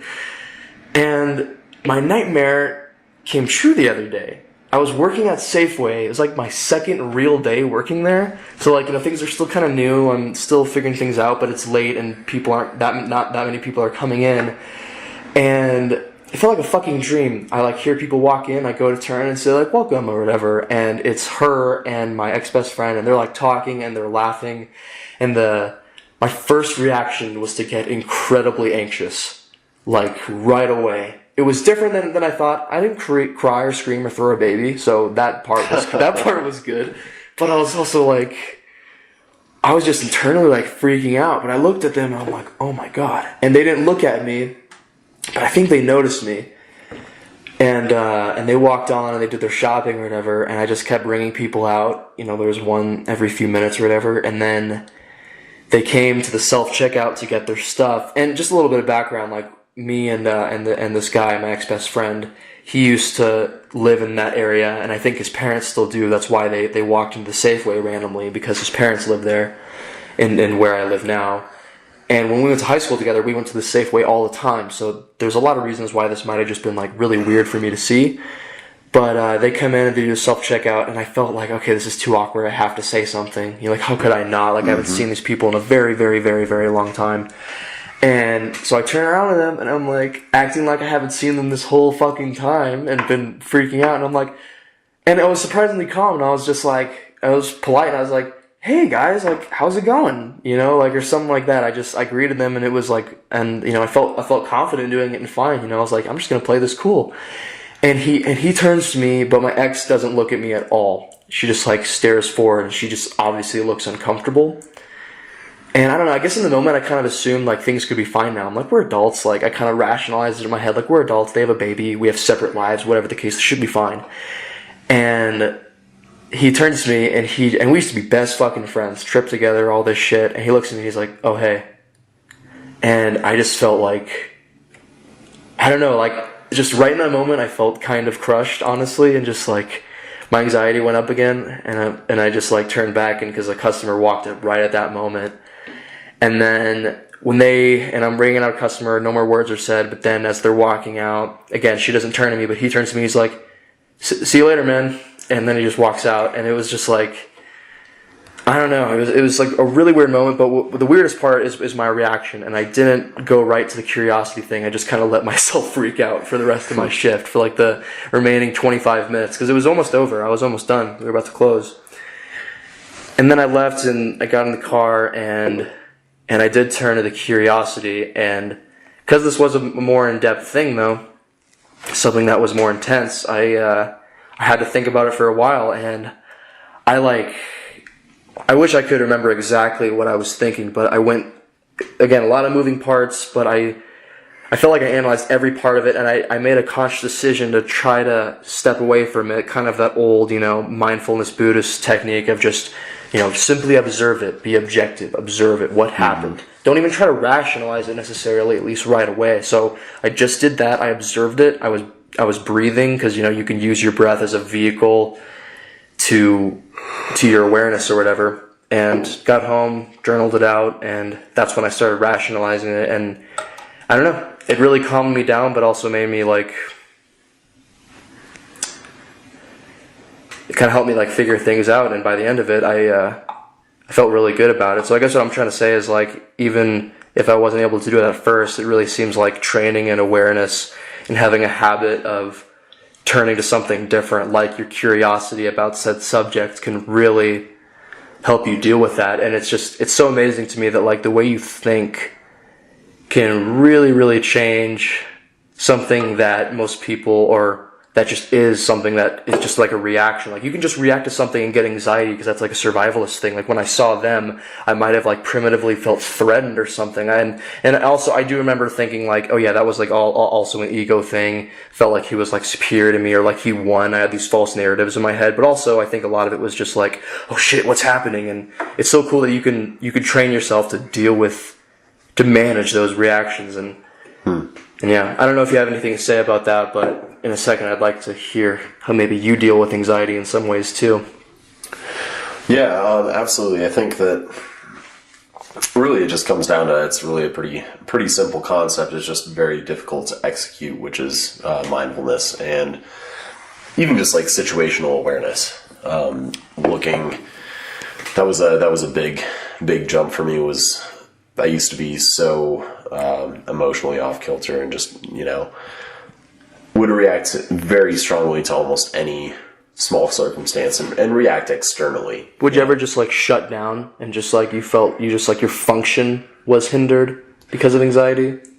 Oh yeah, absolutely. But I've always been, maybe not always, but at least in my semi-adult life, always kind of been in a place where I would categorize that, or I would at least segment that, or not segment, but separate, and take that anxiety or whatever I was feeling and just sort of put it aside to deal with later, which isn't really a healthy practice necessarily, to Don't you have to do that sometimes, though? You do, but I think that if you take it too far, it just turns into repression, and you don't really deal with it. And it's a dangerous thing about habits.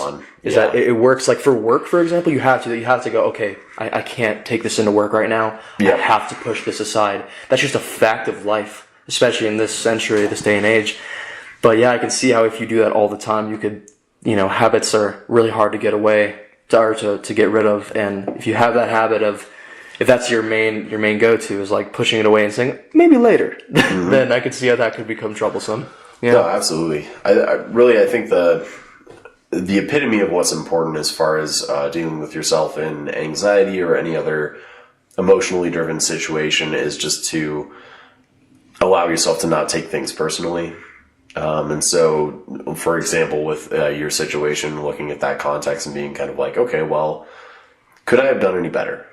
Not really. I mean, you stepped in and you were cordial and you were kind, and there's nothing really else that you can control. So because you did nothing wrong, it shouldn't really matter if they yelled or screamed at you or if they ran up and hugged you, whatever else that may be. Right. It really doesn't, it shouldn't impact the way that you act.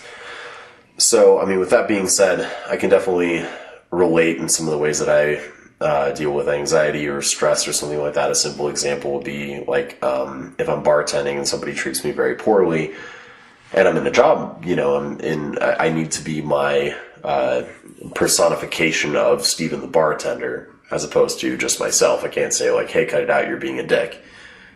I mean, if you go so far as to cross that line, I have the liberty to do so, but really I'm there and I'm paid to take care of people and make them happy. Yeah. So if somebody treats me very poorly, I just look at it, and I think the way that you stated earlier, curiosity is a good word for it, that I just sort of say, okay, like, how can I be more interesting or better in this situation? And can I challenge myself? And so instead of taking things personally, I just say, like, well, it doesn't matter, you yelled at me, I'm going to take it as a challenge to get you to smile at me instead. Yeah, that makes sense. It's sort of like a different spin on it, but I see in that context why that makes sense. That's awesome. Yeah, and it's mildly competitive, honestly. I'm just sort of like, well, like, no matter what you say, I'm going to try and take care of you, and as long as you don't hurt anybody aside from me, I'm just going to shoulder that responsibility and try and change your life. I mean, I even had that was something that segues very perfectly into how I kind of deal with personal anxiety. And that was, I don't know, it was probably like 2 weeks ago or something. Got back from a huge like bartending event in Denver and was really hungover and had to work that day. And so being exhausted and just low energy, I was kind of worried about my shift, just thinking like, oh man, I may not be a great bartender today. So I kind of gave myself a pep talk and said like, whatever you do, like whatever you end up doing today, just be incredibly kind and try and change somebody's life with whatever interaction that's given to you. Whatever falls in your lap, try and make the most of it. And it was great. I mean, it was really great to just walk in and sort of have that perspective and say, maybe not define it as curiosity necessarily, but a change of narrative and saying I'm going to put aside my feelings of anxiety and stress and just exhaustion and say like, I'm here for 8 hours. I'm going to do everything that I possibly can to have an impact in some kind of way that's positive. And you can feed off of that personally as well. And by the time I got home, I mean, I was still tired, but aside from that, my that is a different response too. That's like that's almost like a seizing your greater purpose or something. Like you're looking at, like it's another example. It's an example of kind of going off of this narrative. Like me being a good entertainer, a good bartender is important to this event. I don't want to let these people down. That's using one of those narratives, I think, too. I think it's and obviously it's a test of willpower and stuff, but that might be what actually got you through that. Maybe like a greater narrative, Yeah, and honestly, man, I think that what you brought up in the situation with your ex and kid and your say ex-best friend. I know it feels so silly saying that, but that's like the most accurate thing. I mean, that's not silly at all. It's just terminology. That's a perfect context of really the basic principle, and the basic principle that I align with very strongly and challenge myself to be every day, and I think every other person, in my opinion, should, is to be aware of one's actions and also aware of how you affect people. If you just focus on that, you're going to do quite well, at least as far as your treatment of other people. And so in that situation, you could have reacted any given way. You could have gotten angry. You could have, thrown the baby. That would have been extreme. I would have been like, what the fuck, man? That's a terrible thing to do. Baby had no part of it. But nonetheless, that's an incredibly important idea and perspective to consider other people's actions and who they are and be empathetic before you immediately emotionally react or before you immediately selfishly act. And that bleeds into so many other concepts, things we don't even need to touch on, but that concept in and of itself permeates into so many facets of being and so many facets of ethics and morality. Yeah. And it's incredibly important, and it's a simple thing, but it might actually be best to try to reduce it instead of digress more and more and more. If I were to try to reduce what you just said, especially to one thing, into layman's terms, it would probably be the simple: don't just react then respond immediately. Consciously respond to it, what actually happened. That's at that point, it's not just curiosity. It's not just what happened, but also what should I do? Because that leads into any of these techniques that we're talking about, whether it's using a narrative, that you have greater purpose in this, whether that maybe it's just rationalizing that you shouldn't be upset. Again, I could just digress all day about this, but I think it really comes down to responding. I think anxiety is only a problem when you're just reacting in the same negative routines, you're reacting in the same ways that you do that result in spiraling out. Does that make sense? That probably wasn't the best way put, but no, I definitely hear you. I think anxiety is self-driven. It's just like a trap too. For years, again, I just banged my head against the wall because I was so worried all the time. I can't believe it took me so long to realize, man, if you're not in the present moment, then you're somewhere else entirely. You're in the future, which is at this point in time, which it doesn't exist. You have no idea what it's going to be like. There's a lot more randomness to happen. And then the past, which is just equally as silly. That's more depression comes from, though. That's okay, I'm sad because, or I'm embarrassed, or whatever the case that happened. It's yeah, okay, it's dumb. Again, it's that balance thing, because you should plan a little bit if you're ambitious, and you should learn from history, from what happened. But as soon as it becomes certifiably dwelling, that's when you have a problem. Mm-hmm. So what about when things go really bad? And then we can put this topic to bed, but when things are just awful, and it's those events that you could almost feel that almost justify in your mind, okay, maybe I should be freaking out. Maybe I should, just become an alcoholic again, or, to the point where I'm ruining my own life. Maybe I should write some really fucked up poetry. Whatever the case, maybe you have an awful breakup and you love that person to death and it just didn't work, and there's not really it's not a positive spin on it. It's just something you got to move on from, Any case like that, a family member dies, something like that, I think that are the techniques different, or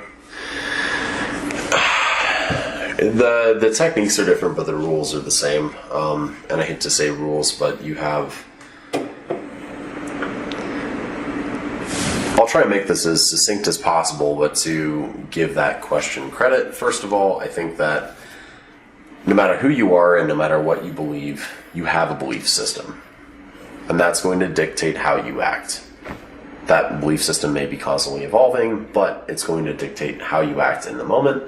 So your concepts are never really going to change. Your rules in the moment, if you decide that you're focusing on self, or you're focusing on your lover, or whatever that is, whatever you're focusing on is going to reign true.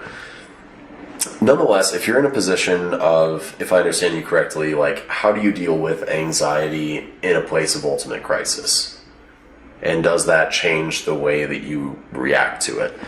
I think that any kind of ultimate crisis, you're going to have a lot of an emotional reaction, right? You're going to have a lot of strong feelings associated with it, whether it be the death of a family member, or a tragedy, or extreme frustration, or the loss of a lover, injustice, whatever it may be. And I think it's very important to state that as soon as people get into philosophy, especially men, we tend to drive ourselves towards a logical and rational approach as sort of like almost holy or divine, right? Like that logic is superior to emotion. And makes us feel in control. It does make us feel in control, but it also seems like it's the thinking part is better than emotionally reacting and punching somebody or so on and so forth. But I want to say that that's a spectrum, and I think that it's very important to recognize the value of emotion and that it's absolutely inevitable. And so to react to something like a loss or pain or pleasure or whatever it may be, let yourself have that emotion. That's why but I used to be Buddhist. I'm not Buddhist anymore because it didn't really make sense for me to purge all feeling, to purge emotion, and to get to a place of nirvana, which is basically a state of glorified nothingness. I think that's a really positive thing. It just didn't work for me. Yeah. It didn't really make sense. I also don't know if I believe in like permanent enlightenment. I think it is something you got to work on. Yeah. But, so I can see why like maybe you quit the religion but keep the practice, if that makes sense. Yeah, exactly. And there's loads of value to like the Upanishads and Siddhartha's writing, Eastern religion in general. It's amazing. But so I wanted to kind of lay that as a foundation for what I was going to say. But I don't think that it changes how you react to something, but I think that your capability to react to the larger the crisis, the less capable you're going to be to subdue your emotion. I think that it's important to just let yourself be human and react when you need to react. I don't think there's anything wrong with anger or sadness or screaming or anything of that regard, but always attempting, and I'm very much an intentionalist, and so I believe that it's very important to attempt to have intention be your paramount focus in life. So like kind of guide that energy towards something that's not going to harm. Yeah, like let's propose a scenario. This always works with ethics and philosophy, right? That I'm driving and I'm not paying attention because I was just broken up with and it like really fucked me up emotionally, right? And then you're crossing the street and you're jaywalking and I hit your sister and I kill her. It's an extreme scenario, but like there's a lot of factors going on, right? I'm upset, I'm human, I'm messing up, but I'm driving a vehicle and I really don't mean to, I'm not trying to be a bad person, but I kill your sister. But also, maybe you guys had something going on that day and you shouldn't have been crossing the street, but I should have been paying more attention and you should have been paying more attention. What do? Is it wrong for you to react and to scream at me and be like, holy fuck, you just killed my sister, that's terrible, what were you thinking? Not really, no. Because you don't know what's going on with me. There's no way that you could. All you know is that I just impacted your life in a very detrimental fashion. And at the same time, I could probably use some kind of kindness. If I'm a good person, I'm going to feel very, very strongly that I just committed such a terrible deed, or not terrible deed necessarily if I didn't intend to, but a terrible thing just happened. It was a calamity. And how do you react to that in that scenario? What I would propose is that it's no matter how you emotionally react, that's excusable and it makes sense, but you can always strive to be better and you can always strive to be stronger. The first thing that comes to mind is maybe what the solution is you know what comes to mind too is the vocabulary of like the rules don't change, and I think what that kind of more means to me is maybe what you need is the techniques will definitely need to change by the degree of like radicalness to an event that makes you anxious or whatever. And maybe what you need is like personal rules or code, for lack of better terminology, for yourself. So maybe what your code could be, for example, is, yes, I need to let myself feel this emotion, but maybe what I can't do is, so like maybe like you need to deliberately make a hard code for yourself that no matter what, when something bad happens, I'm not going to hurt others and I'm not going to hurt myself, and I'm going to take precautions around that. I think that's because you would never get in that car and run over that guy's sister when you're upset. You know, I've literally heard people say, I'm too upset to drive right now. I've heard that. Mm-hmm. That's a real thing. You know, because people know, like, I'm not going to be even 80% paying attention.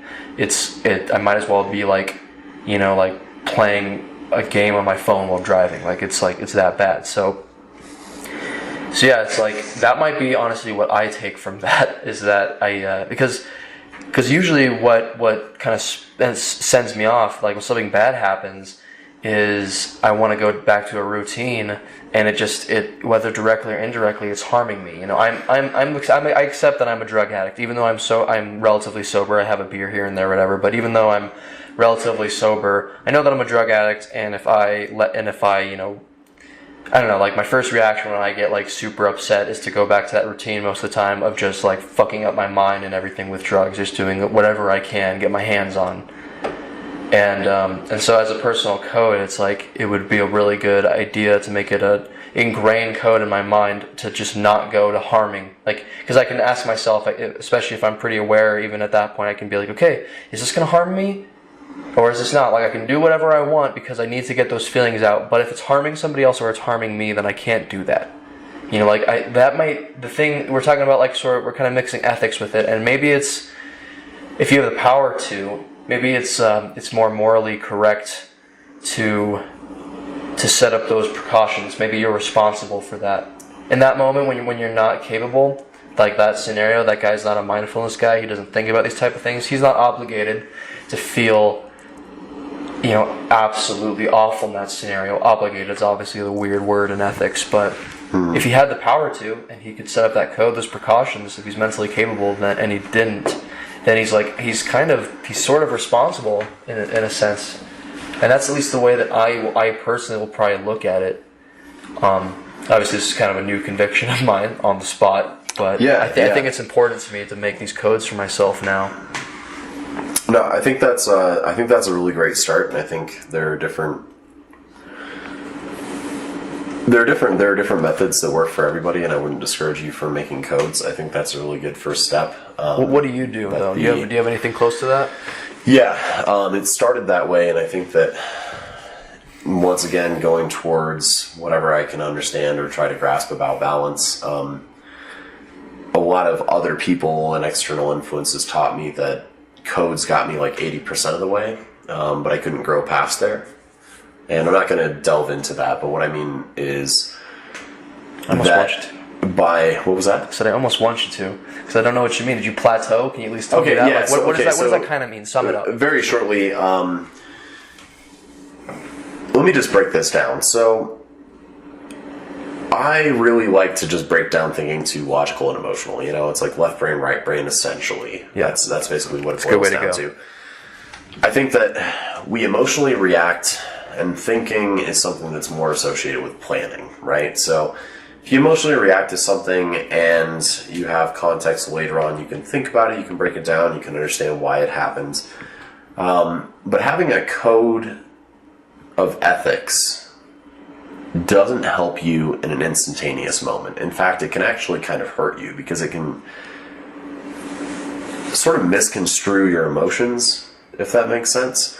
So what I'm getting at, to kind of try and move this forward a little bit, what I found to be more effective, and other people have suggested for me to do, is to pay attention to emotional fluidity. And so by getting yourself in touch with moments and recognizing as soon as, like, if I see you and your emotion changes and it looks like you're about to punch me or whatever is happening, being emotionally aware, being empathetic in those scenarios, when something arises, if you have emotional fluidity, you're allowed to remove all this thinking part outside of yourself, and you're not thinking this is unjust or this is unfair or I'm a victim or I'm mad at you or I'm jealous or even like I'm in love with you. All of those different emotions that you project on people, I think, are actually coming from a thinking place, or almost like, I hate to use the word logic because I don't think it's logical, but they're coming from a thinking place of this sort of something that's learned, an expectation, something that's coming from before or after the moment, but not in the present. And that's moving back to what we were talking about earlier. And so I think it's really key to be in the present and have that sort of mindfulness of everything that's going on, a hyper-awareness to your environment, the people around you, and how they're reacting. Because if you're on top of that, very few actions will actually surprise you, and very few actions will actually hurt you in that moment. Because you can almost see the story building, you can see things coming at you from all sides. So, like, back to that scenario of, you know, like, the car or whatever else, when that happens, if you have emotional fluidity, ideally, you would recognize that, one, you shouldn't presume that it was somebody else's fault. But the first thing and the most important thing is that somebody's hurt. And that relates back to a concept of love and kindness, which I think is really kind of the paramount of everything, is love and kindness. A lot of that has to do with understanding as well. So that's a bit of a tangent overall, and I know that's a lot. No, that totally makes sense. Break it back down, it's essentially saying that it's very important to have an ethical code. It's important to develop yourself kind of like a rule or a system of dealing with things, like what am I going to focus on? How am I going to react to things, and thinking about that. But that won't ultimately save you in times of crisis. And nothing can really save you in a time of crisis. But what I found to be the most healthy possible thing is to be as aware as possible in all moments and in times of crisis, because that allows you to see when other people are hurting, to understand how they're feeling, even to predict things, to see anger before it occurs, to see an action. And you can prevent so many things or create so many things from that state of mind. Again, even before the accident happens, if you understand the degree of your negative emotion in that moment, like, you're not going to get in that car and drive 60 miles an hour, like towards an intersection. Like, you're going to recognize, I need to sit, I need to think, I need to deal with this, and move on. So, dude, I feel ridiculous for my last thing, because, dude, so here's my problem. You're so fucking right, and it's so obvious, and what sucks about it is that the reason that I didn't want to do it, to my understanding, like, the reason I didn't want to go right to that is because what I was talking about sounded easier. Yeah. I keep trying to get around this mindfulness practice. I'm trying to not have to meditate so much every day, and like really, and it's like an everyday thing, not just meditation, but like, I mean, meditation, sure, sit down and just observe the mind here and there, and connect to your breath, but also it's like a day-to-day thing. You got to train yourself in stressful situations. It's something you got to take on the field and really practice when things get hairy, and that's what I don't want to fucking do. I want to find this easy thing. I want to have a code. I want things to feel systematic. I want to feel like things are in control, but that's not the way it works. You got to like practice it every day, and I thank you, but fuck you, because I don't want to have to work so hard. If it's any consolation, I'm just kidding. And this won't. No, you're not. You shouldn't be kidding, because I actually relate a lot to what you're saying. I think that what's really difficult is there's actually so Rene Descartes, the French philosopher, kind of talked about this, and I really like his essays on despair, because he tackled something that I also had the same moment. I was like, oh, God damn it, I don't want to believe that, but it was also kind of liberating in a certain way to touch on. I'm being ambiguous, but the concept is essentially that humanity does not evolve. We never have, and we never will. What changes is our circumstances, and we change as individuals. Like, this is not an argument against free will. This is basically saying that people will look at things like, for example, you ever watch Star Trek? Like Next Gen? Or not a whole like lot, that? actually. But you understand the concept, right? Yes, it's kind of I know what it is, right? Like, we figured out peace, and there's still war in the galaxies, but it's like the Earth big theme is sound, to it. and everything's getting better, and we're evolved. Really, that the argument in the Essays of Despair, as far as I understood it, was basically saying that our situations change. We evolve in a societal sense, but not at our core. And what that means is, people could compare, for example, I can make the argument hypothetically that we're not nearly as savage, and we're more educated than we used to be, and we're more aware, right? Because we're not in a tribal or indigenous place where we have to fight over resources, and we're constantly killing one another just because there may be a territory battle, right? So we move past that. Right now we have cities, and we have we've engineered all manner of tools for entertainment, pleasure, ease of life, what have you. But has the core of humanity and what we want evolved? If all that fell down tomorrow, would we not fight over a loaf of bread? I think we would. Absolutely. I think those innate drives are still there, but we have fewer needs to be violent because we're comfortable.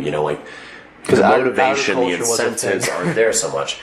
And I know that sounds really feudalistic and discouraging, but I don't mean for it to be. It's more of a happy acceptance. It's just fact. You know, it's like on the last podcast. Well, I wouldn't go so far as to say it's fact. I would say it's almost fact because so on the 5th episode of our podcast we talked to Jan, who's an environmentalist and sustainable whatever the fucking word is. But you know, we talked a lot about agriculture and and you know, it's like what allows us to be domestic is that the thing that happened with our circumstances is, you know, agriculture became a thing, and we suddenly we didn't have to start, you know, we didn't have to like chase down a bull or run 20 miles to out stamina a deer to kill them. You know, like suddenly we could get food more peacefully, and then we went, oh yeah, we should make technology to make that even easier, and then domestication became a thing. It all stemmed from agriculture, and then art became more prevalent and so forth. But yeah, it's like you take all that away. Yep, we're gonna fight over the last woman or the last piece of bread or whatever the fuck tomorrow if it all came crashing down. That's so true. So, point being, yeah, exactly. Everything is contextual, right? So, for example, people could even say like, oh, well, there's more art now. Well, is there? Because essentially, I mean, if you're in the position of a caveman, in that world and in a very small society, cave art could be essentially a gallery. Yeah. You may not have that diversity, but in the human mind at that time, it may have been just as influential. It engaged all the senses that they needed. It's the same. It's the same how like with radio, that engaged all the senses before, and now we're spoiled with TV and film. It's really we just have more diversity in mediums. That's about it. Absolutely. But we're always going to have art and just as much of it per capita, I think is what you're trying to say, right?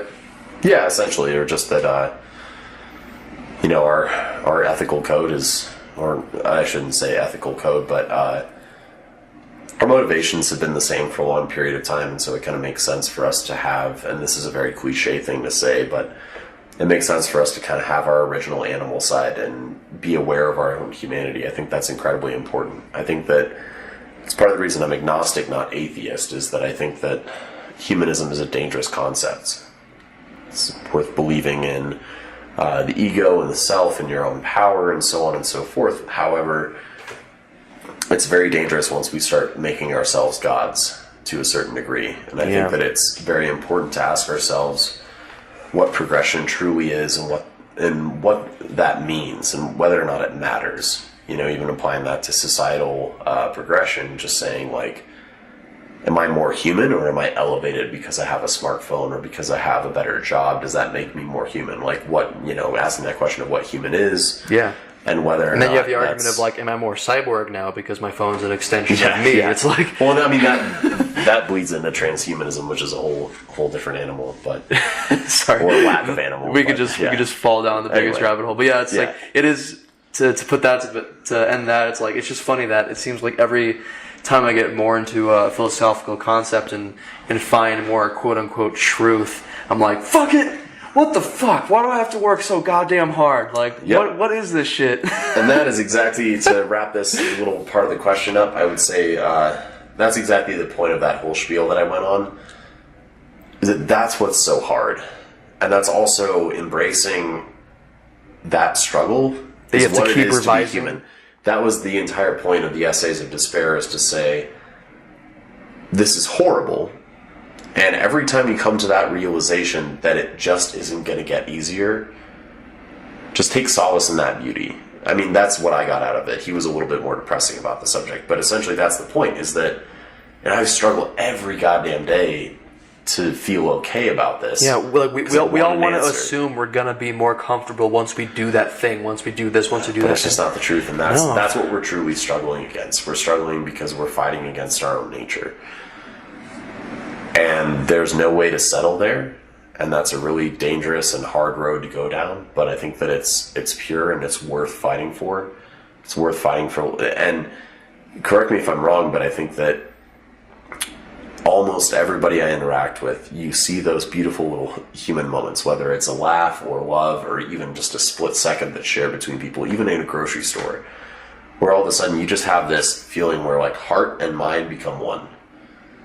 I know that sounds like bullshit, but it's heart and mind become one, and all of a sudden you're just sort of like, wow, that was kind of impactful and kind of perfect and kind of like Like we're the same in a lot of Didn't ways. make me high like a drug, but didn't make me sad and didn't make me feel bored. It was just something between that triangle. And I think that's It does I feel think that's what natural, human. too. I think that's what human is. I think Yeah. that's those like perfect interactions. And so anyway, like, yeah, I'm with you, brother. I mean, it's a pain in the ass to be like every time just for like, okay, it is the really, really hard route, and that's a pain in the ass. But every time you get kicked in the ass by that reality check, it's refreshing and also painful. Dude, that's why these extended, long form conversations are so important to me. Though, like, I mean, for many reasons, there's so many benefits to it. But just the fact that we can like talk here for hours and like, and find that we relate in these really deep ways, and then it's like, you know, it's ironic that we're talking about how it doesn't ever really get easier, not more comfortable.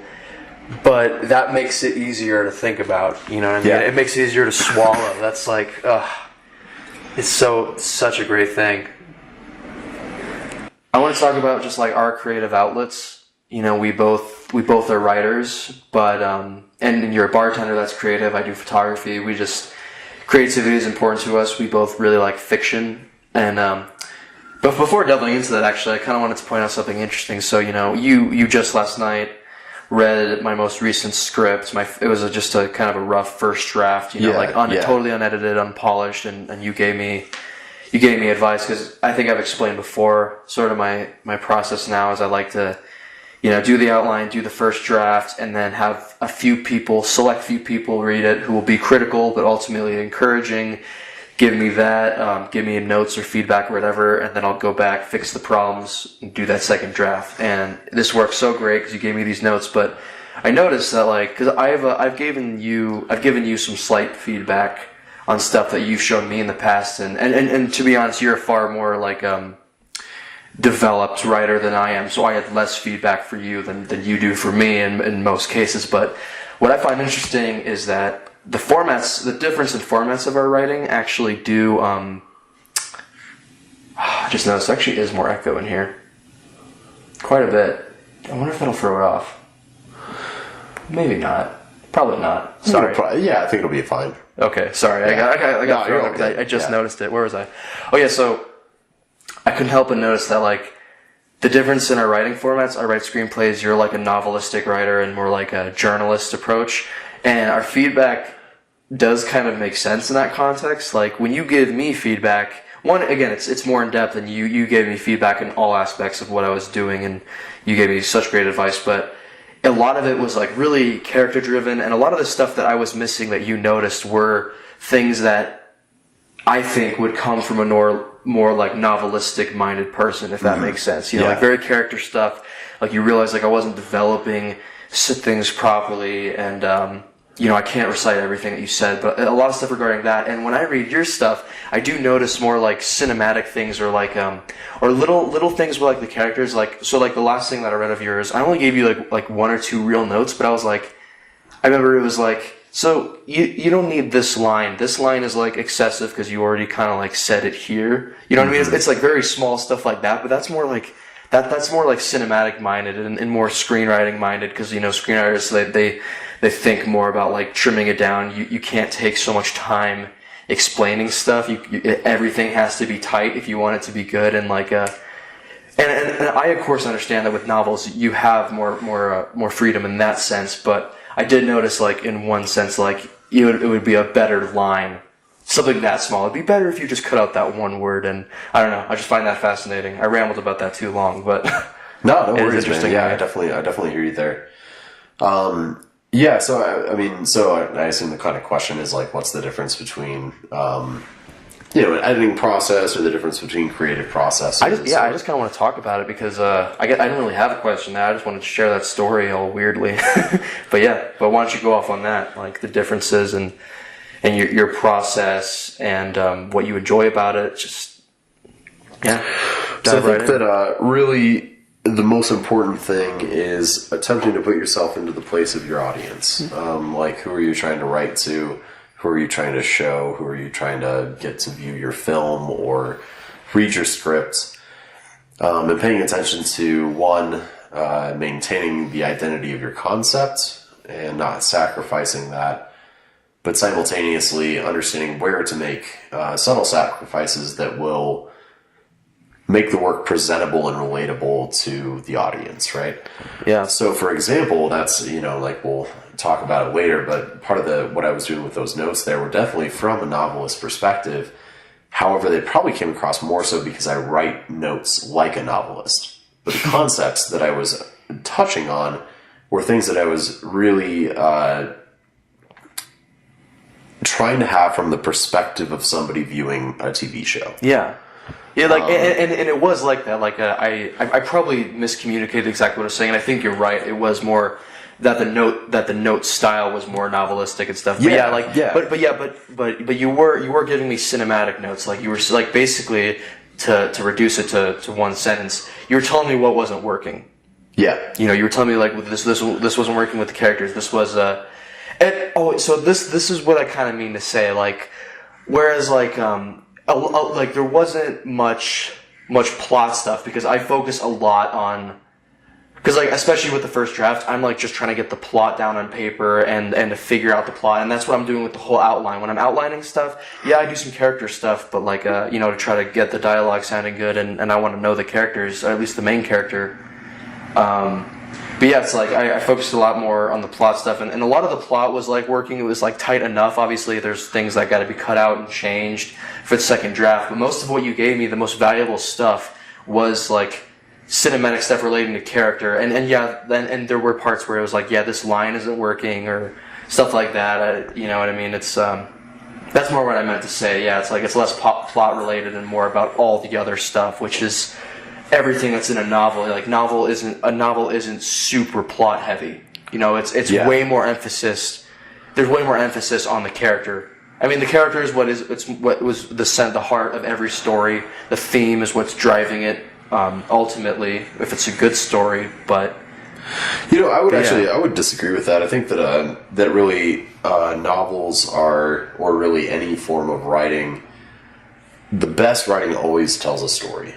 And when I say writing, that also applies to a movie doesn't exist without a screenplay, and a screenplay is writing, right? Mm-hmm. So all writing, all storytelling, and all storytelling is writing. I mean, to a certain degree, at least if it's, I guess you could tell a story, and if it's not written down, it's still storytelling. But the point is, all of that has to do with some very core concepts: characters, dialogue, setting, plot, and theme. And I would say theme is also important, but I like to list those first four because, to me personally, they're the most paramount. Yeah, those are the real elements of a story. Yeah, so you can definitely see all those concepts ring true, but I don't think there's any difference in the development or the importance of plot between writing something or like writing a book or writing a novel or a short story versus writing a short film or a film. I think that it's more so a difference in technique.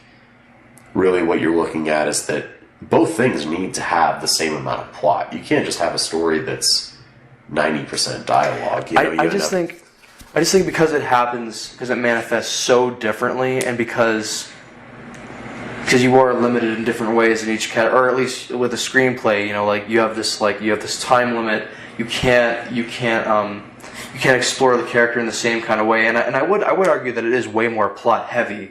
Can we at least agree on that? That a screenplay, there is more emphasis on the plot than there is with a novel in most. I mean, like they call plot heavy novels cinematic novels. Like, have you heard that genre name before? And it's because it's a lot about like the action happening, and there's not and it's like a constant line of action is more what I'm trying to say. There's not a whole lot of digression, whereas in conventional novel writing, you can digress, you can go into tangents, and you can monologue and stuff. Whereas like in a cinematic novel or in a screenplay, that doesn't really happen too much unless you're intentionally breaking like a quote unquote rule for an artistic way. I definitely see what you're saying. This will probably come down to semantics, and I mean, you definitely understand like film and screenwriting better than I do, but I actually don't think of it that way. I think so. It's more so like they're equally, both film and novel need to possess an if you're going to write the same story, for example, or display the same story, they would need to possess almost the same ratios of those 5 qualities. One can't be like more plot driven necessarily, but what happens and what I feel like you're referencing is a main difference in character development. And I think the main difference there is that you have another tool with creating film. They can make things You show just them. more diverse because you actually show. So all you have to do is a quick pan, a 5-second pan over something, could be 2 pages of a book to describe that setting. Yeah, and if you do that in a screenplay, that's considered bad screenwriting. Too. Yeah, exactly. If you write the character's thoughts, it's faster, it hits harder, it's more rock and roll. But I wouldn't describe that as like more or less plot driven. It's more that the plot is paramount because that's the only thing that's truly, well, I wouldn't say truly, but like that's what you can't put on screen is the plot. That has to be planned, it has to be written. Whereas you can put a character's appearance on screen. You can put dialogue on screen. You can express so much with a quick emotion, that cliche saying of, a picture says 1,000 words or a painting says 1,000 words. right? I don't have to go into, if I'm writing a novel and I want to put you in as a character and say that like, you're kind of uncomfortable with the situation, right? I have to foreshadow for a long period of time to develop you into a kind of person that would be believable as being uncomfortable in the situation that's coming up. And then once we get there, I need to start dropping subtle clues all over the place to get the reader to understand that you're not comfortable. Whereas we could have a situation like you were talking about on your last podcast of like breaking through a window or opening a door. Yeah. If you break through a window and then the first thing you do, whether it's like look at your arm because it's bloody from breaking glass, or you immediately make eye contact with somebody else in the room, we've already gone so far into your character development. Yeah. Right? So you're like a badass or you don't know what you're doing. Yeah, and there's a scenario. million things you can say in just a split second because there's so much more sensory detail. Yeah. So that's my only point is that I don't think that it's fair to say that one is more plot driven. It's more so That's that true. the way It that does they just develop manifest characters and setting are very different. And with cinematography or with screenwriting, you need to be much more efficient because you haven't written all of it yet. When you're putting something down on paper, that's it. If you're putting a novel together, that's all you have. That and the cover, and maybe a foreword. But you got to pack everything in there. When you're screenwriting, you're allowing for a lot of creative influence to still happen. And in fact, I think that's what makes it so tricky, is that you're working with so many other fluid factors. As a novelist, you get complete control, aside from potentially working with your editor. But you have complete control. You write that character, and you make them exactly who they're going to be. But you're writing a role, you're leaving that sort of halfway open door to sort of be like, hey, if you want to walk in and take it a little bit this angle or a little bit this angle, do it. If you love films, though, you love that fact. Like, Exactly. Like I hate when I hear about like people who write screenplays and they're like the script advisor on the movie because they have those a lot of times. It's kind of like a director / consultant for the script. Like actors get to talk to them, and the director will consult with the script advisor, and they'll get pissed because it doesn't go exactly their way. Whereas like I truly just love the craft of screenwriting and film, and it's like I am just the idea of like giving my piece to people who can act it and do something that I can't, because I'm not a great actor, and I give it to people who can do that and make it like magical and come to life. I'm like, wow, I get to be part of that. My ego doesn't take over and go, wait, no, this isn't my exact vision. Like I want to feel like I did something, but I don't know. That's magical. But yeah, it's like I think you're totally right. It is just semantics at a point, and I agree with that it is unfair to say that one is more plot driven than the other, that they are just completely different. And yeah, I don't know what else to say about it without being redundant. I agree with you. Well, I think just to wrap it up and everything, I think that we were just essentially talking about the really intricate and unique process of writing and how those things differ and the differences in focus. And I think that I think we really covered that, and it's really beautiful to kind of see that sort of fluid element, almost, if you want to put it that way, of screenwriting, where you have the potential for so many other individuals, and you can actually orchestrate that. And it's not like having a co-writer; it's like having that sort of fluid approach where you can allow for your story to come to life in the way that you imagined it and see it on screen and work with, you know, I don't know, you would know better than I, but I would assume that a lot of times for larger budget films, you might have 100 people on staff that are contributing to that. Yeah, it's a tricky game for a lot of reasons. Another thing that'll happen is, you know, like you option your script and they bring in another person to rewrite it. Like, you know, I'm sure that you've heard a little bit about what happened in Natural Born Killers, right? Yeah. You know, in fact, I think we even talked about this last podcast. It's kind of deja vu, but I didn't remember the guy's name at the time. But I remember now that, you know, Oliver Stone, the director, like, he was brought in after Quentin Tarantino because it's not exactly what they wanted. Oliver Stone rewrote it and it became a completely different movie. Tarantino hates that version, actually. He hates Oliver Stone for that, which I think is hilarious. Surprising. Yeah. But yeah, I really wonder how that. I think you can find the Tarantino script online too. I got to read that at some point. But yeah, it's like it's so cool, like how different just the format of the writing of it can be. Because like there are some screenplays that are just a pleasure to read, like a book. You know, they're just like amazing, but you appreciate it for a whole different reason than you do a novel. You know, it's like it's a whole different experience that you immerse yourself in. Like when you read a screenplay, you're still thinking about how it would look on the big screen. And it's just, I don't know, the experience is totally different. But so why do you think that you write in general? Like what do you think drove you to write? I know it's a process. You didn't just decide to write one day necessarily, but you know, it's interesting. Definitely an interesting question. I think that really there's like the first answer is that really I did just decide to write one day. I was like in probably 3rd or 4th grade when I started writing stories, and I just started writing one day. I think I was just interested in reading novels and just decided to try and write my own. I mean, I was already writing in the sense that I was writing papers and stuff like that for school and all of that, but just kind of decided to one day. But I think that the way that it evolved was as I started to recognize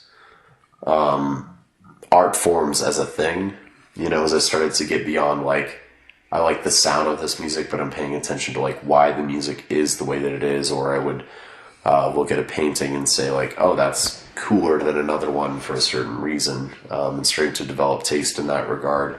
And also just the more that I started to read, I read a lot as a kid, I started to notice things that were just sort of like, I like this story. It's like, I like this author, and here's why. So I think that just turned into something that I wanted to be creative, and I'm garbage at music, and I'm garbage at any kind of like artistic expression in regard to painting or drawing. I mean, I did like half-assed graffiti at some point, but that was really nothing great. So I think I just I've always enjoyed it. I thought it was a good way to externally process, and I like that world. There's something kind of romantic about writing, and something that feels kind of eclectic that I really enjoy, especially considering that there's so many good TV shows and movies and stuff happening nowadays, and it's such an easy access. I kind of like the work that it takes to do the same thing, or try to attempt to do the same thing with just words. So that's I don't know, that's been my motivation, and now I just keep at it and keep trying to get better. that's great. Have you ever thought about writing a screenplay?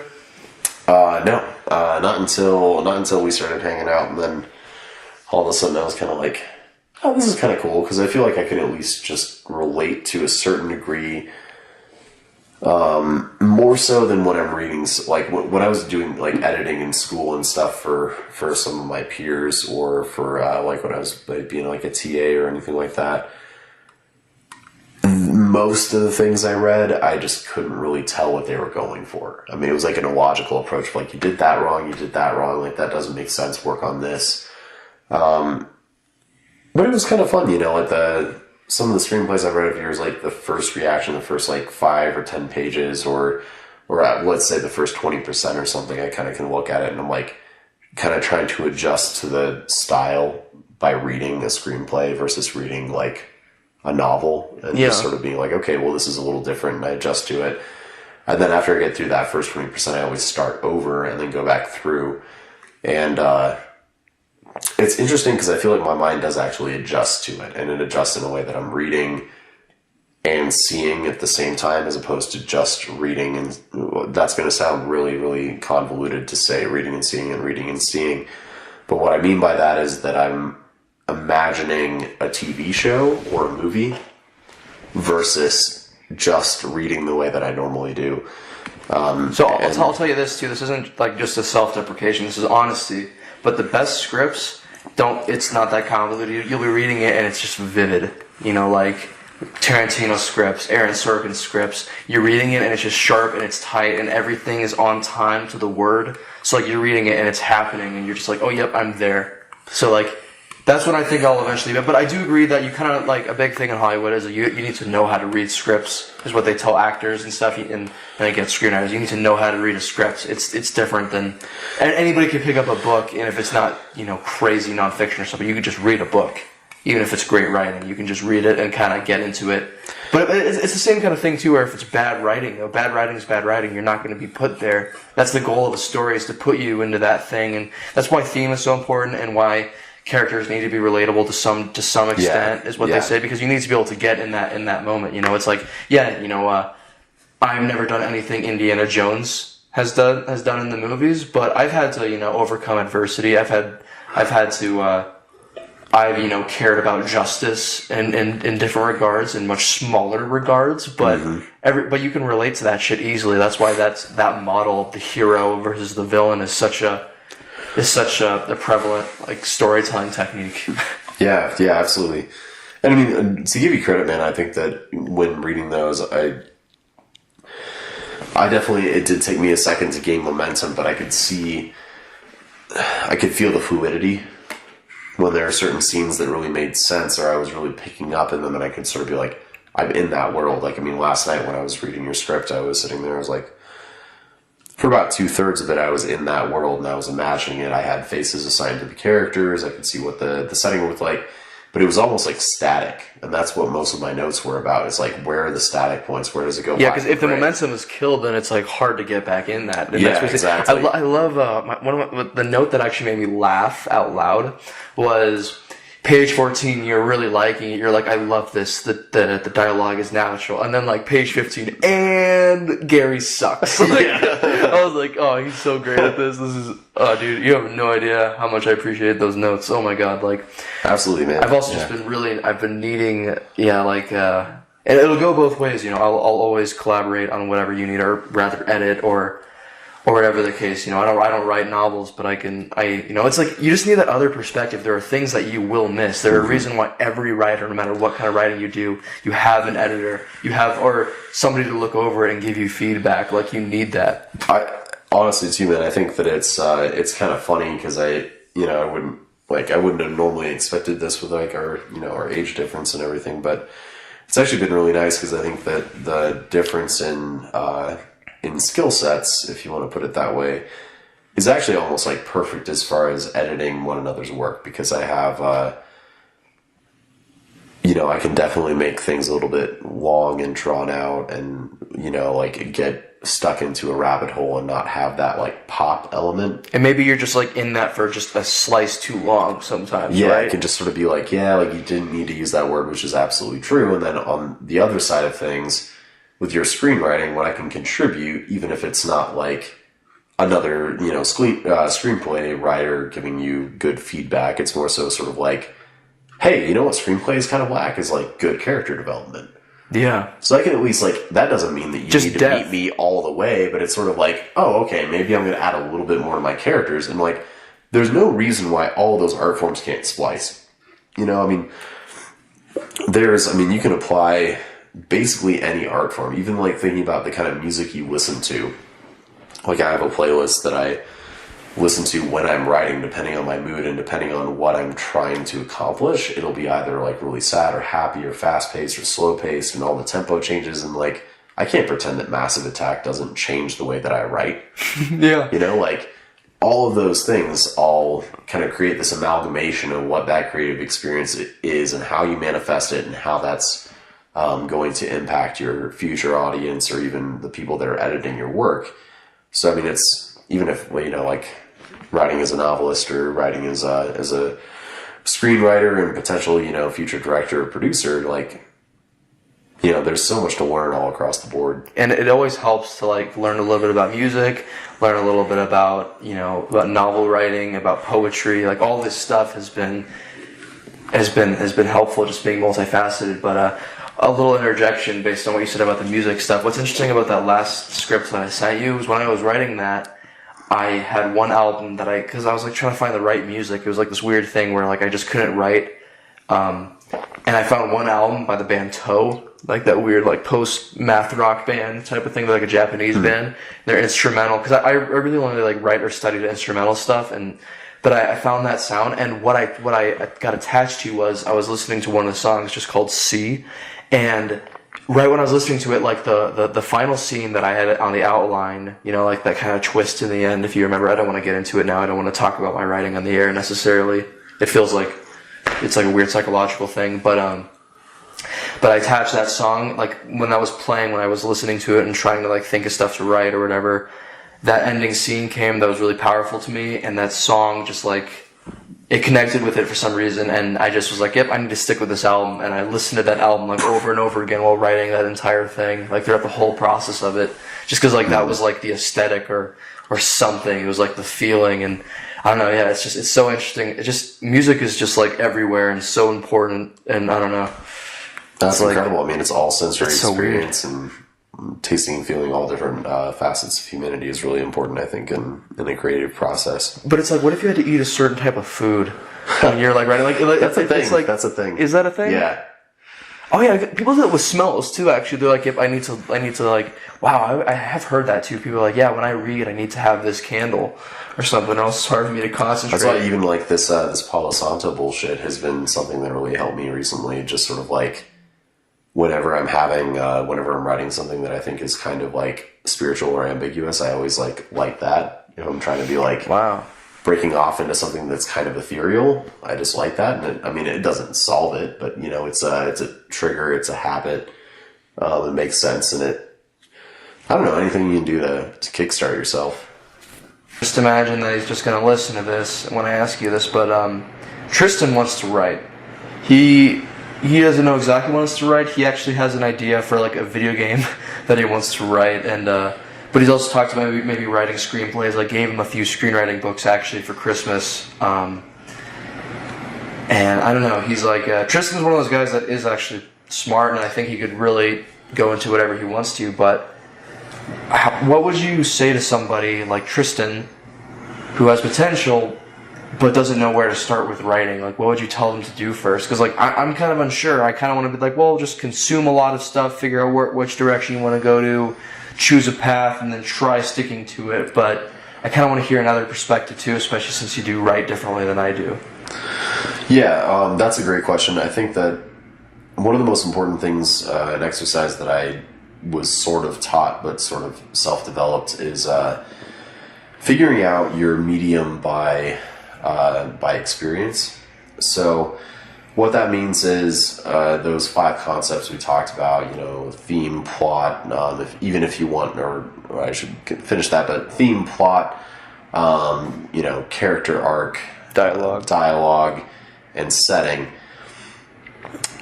A good exercise is to go out and try to attack each of those concepts individually and say, like, okay, I'm going to go out and I'm going to write about setting.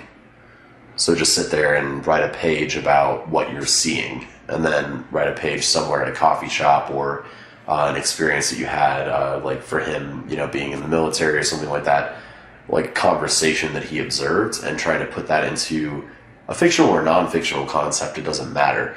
But try and tackle each 5 of those concepts individually and see which one speaks to you most freely. And that can kind of launch you into whatever medium makes the most sense. If you're really like setting driven or theme driven, you may want to be a poet. If you're really character driven, that could be, or even setting or plot driven or something that might lead you into being a novelist. Or potentially, if you're really into the energy of a scene, but you're not really understanding, like, if you can say, well, I can write a really cool story, but I can't necessarily make characters come to life out of nowhere. maybe you're going to gravitate a little bit more towards something cinematic where you can say like, great, well, we have other ways to represent this. Dude, and so that makes total sense. The first thing that comes to mind, actually, the first thing that sparked was hearing Aaron Sorkin, the screenwriter who wrote like Social Network, A Few Good Men, Steve Jobs movie, a lot of stuff like that, really sharp dialogue and stuff. I heard him talk about he went to plays with his parents when he was a little kid in New York and everything, and he says when he was little he just loved the sound of dialogue even though he didn't know what it was. He said it sounded like music, and he just loved the way an argument sounded and stuff, which kind of shows in his movies too. He loves arguments and smart people, and he says, he just one day, literally, it was one of he said he calls it like a lonely New York night where he was at his typewriter.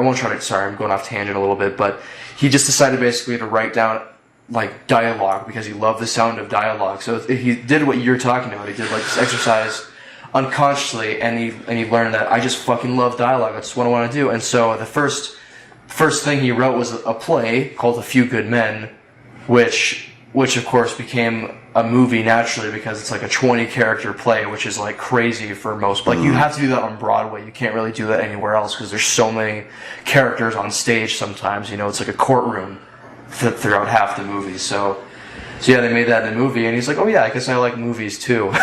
But I don't know. I just think you're hitting the nail on the head. Like that's a great idea.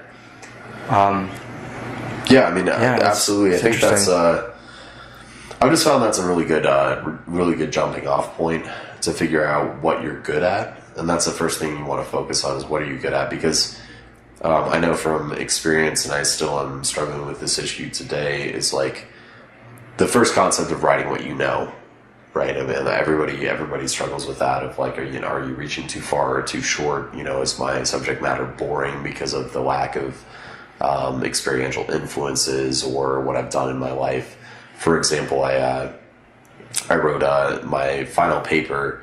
My professor was really, really positive about all my work in my first creative writing class up until the last paper I wrote, and I really overshot because I tried to speak about my main character was an old man who was an alcoholic who was like really sweet, and his wife passes away in like the first scene, and it's about his struggle of trying to figure out who to become after that, because he had met his wife, and I thought this was this brilliant concept at the time, that his relationship with his wife is he met her at a critical point when he was at a low, and she showed him kindness and made him feel as though he was human again, and he kind of attached his ego to his wife and just kind of worshipped her, but in a healthy way. And their relationship blossomed, and that just sort of became his life. And so when she was removed, he didn't have that crutch, and he didn't have a coping mechanism. And so he kind of fell back into this, state of alcoholism and self-destruction. And my professor was like, "This is a great idea, but you can't fucking write this." Yeah. Didn't you say like? I think you told me this story a while ago, and you said, like, she was like, what the fuck do you know about that? Or something like that. Yeah, essentially, she was just sort of it just is so evident. Like, she was, 50, had a kid, had gone through a lot of things in life, and she was like, I can barely read this. Like, this is, terrible. And it was like, she was like, your setting, your wordage, your verbiage, it's beautiful. Like, everything is working, but, the story sucks. Because you can't, you haven't put it together in the right way. Like, you're fishing, and it's obvious. I feel like it probably was just, a fundamentally, flawed theme. Because you have because that's, what you need to understand is the theme. Because, I wasn't in the story. Yeah. You weren't a part of it, and even, you weren't even really able to empathize with it. But, yeah, it's, from an outsider's perspective, I would say, some of your biggest strengths are just the way that you play with words. You just have, great language skills, and you describe things super well, and you're at heart like a natural poet, even if you don't write conventional poetry a lot. I mean, you do sometimes, but even your conventional poetry isn't even stanzas all the time and shit like that. It's just beautiful wordage. But and again, you describe things super well, and you definitely understand how a story works and stuff. But yeah, it's interesting that it could. even with those skills, you could make bad writing just because you had like a really flawed theme. You weren't there. It's interesting. It's almost disheartening, but no one ever says writing was easy. Well, yeah, absolutely. So, I mean, I think as far as advice to to Tristan or to other writers first starting out is that, and I mean, a million people are going to say this to you, but another voice is always helpful. Just to have the confidence to write what you know in the meantime and recognize that you're not going to do anything perfect off the bat. You have to write stories first. You have to get things out there, and it's completely fine if they're wrong or if they're not what you intended for them to be. But have faith in that process to continue to put work out, because very shortly you're going to recognize that you are getting better. If you put the effort in, you are going to get better and take pleasure in just that you're getting better. I think a lot of times people immediately are afraid to share what they know or to share their writing if they think that it's not very good, or they think that it's not exciting, maybe because you haven't lived that long or you haven't had the most diverse life experience. But truly, some of the best stories are about the most boring things, and something incredibly human and incredibly relatable. And just like to put out a hypothetical scenario, if like Tristan were to write let's say a short film or something like that in Colorado Springs, if he wanted to do a film on just like social dynamics in a military setting, and talk about how like people use the word dick too much, and like they're constantly using like some kind of like immature high school terminology and making gay jokes and all this kind of stuff that's like sort of politically incorrect or whatever it may be, that would be relatable to so many people, and it would be impactful. And like that's the point. Like at the end of the day, that's the point.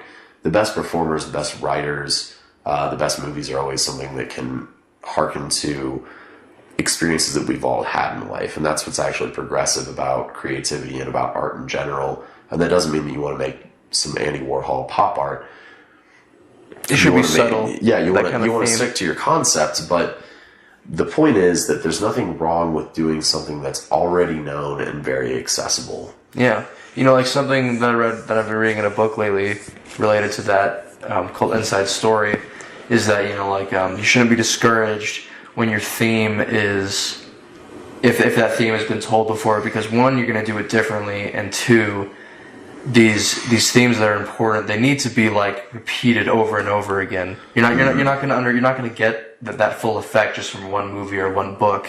Like it needs to be retold. I mean, that's why the hero story never gets old, because every generation needs like their thousands of versions of that, and it's always done differently and more interestingly, and maybe you're just waiting for that one piece of content that resonates more with you. Like a lot of people resonate with something out there as Star Wars.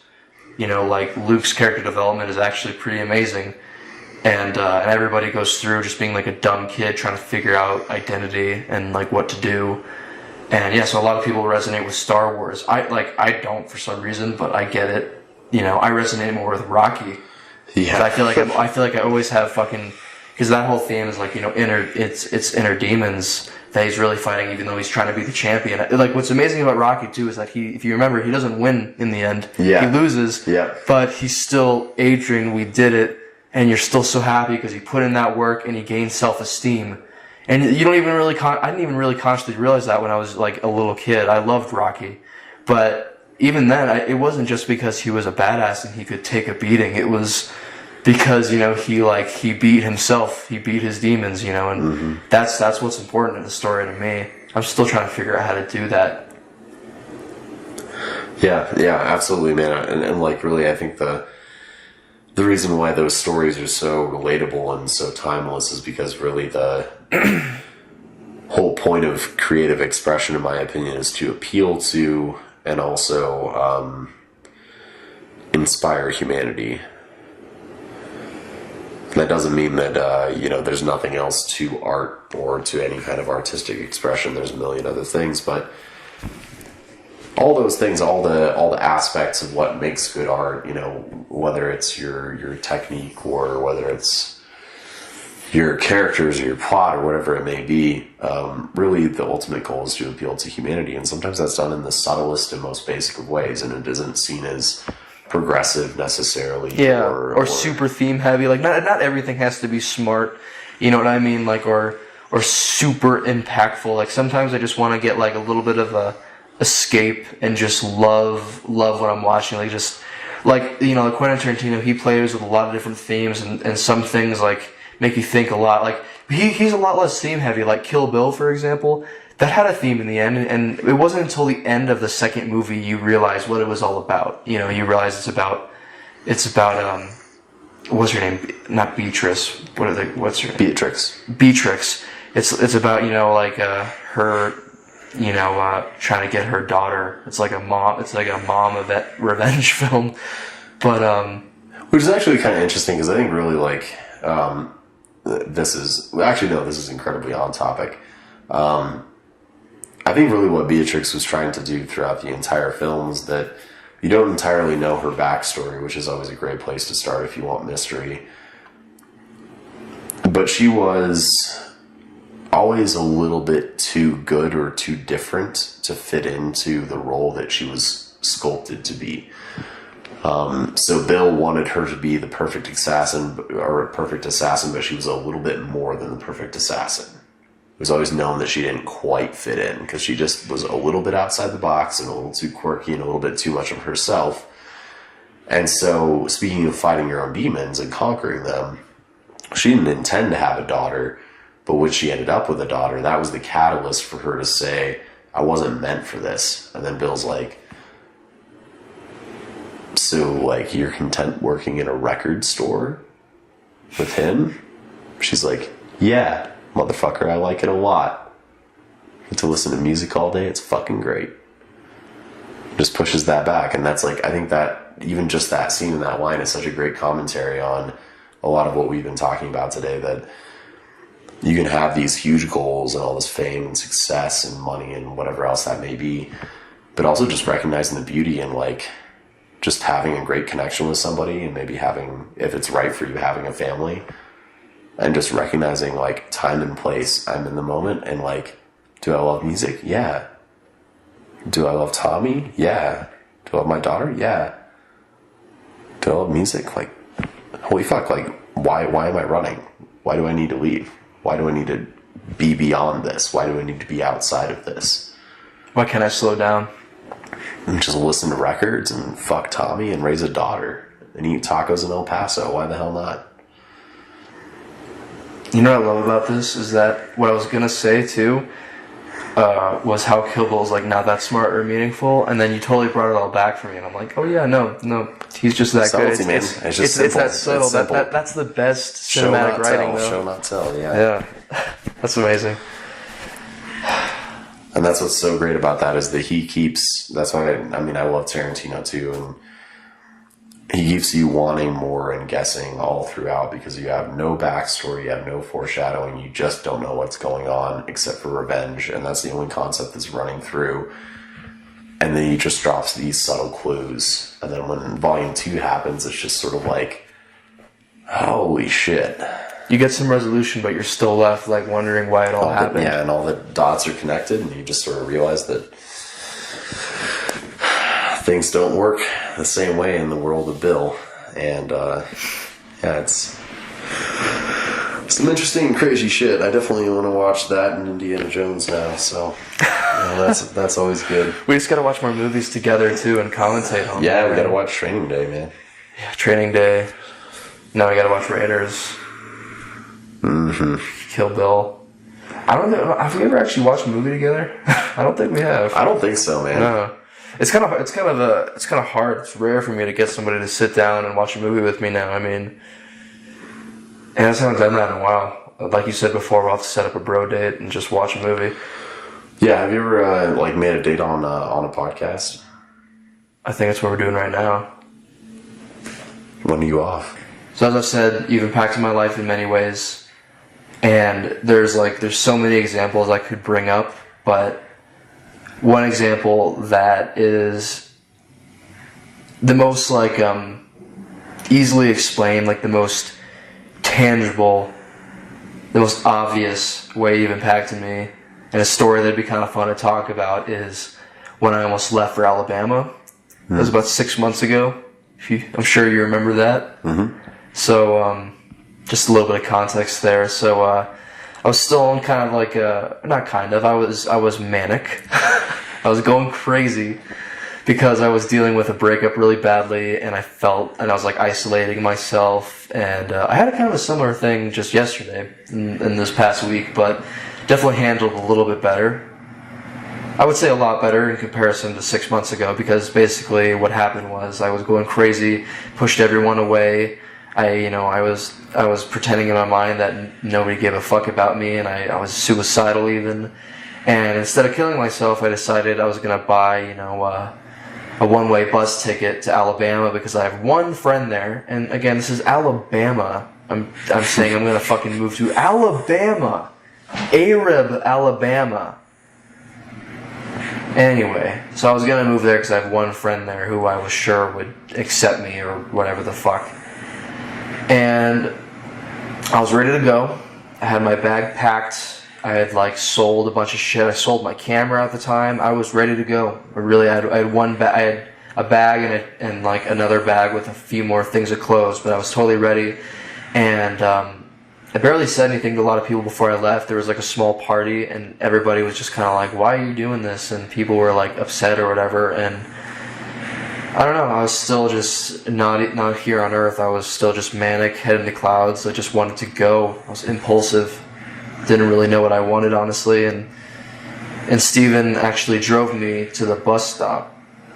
I shouldn't talk about you like you're not in the room. You drove me to the bus stop, and it's I was just ready to go. I remember I just felt weird. I was I felt like I was starting to, because I got out of your car and I was like, okay, yeah, this is happening. This is interesting, but whatever. Hugged you goodbye, and then I left, and I was ready to go. And I remember I had 45 minutes or an hour until the bus ride.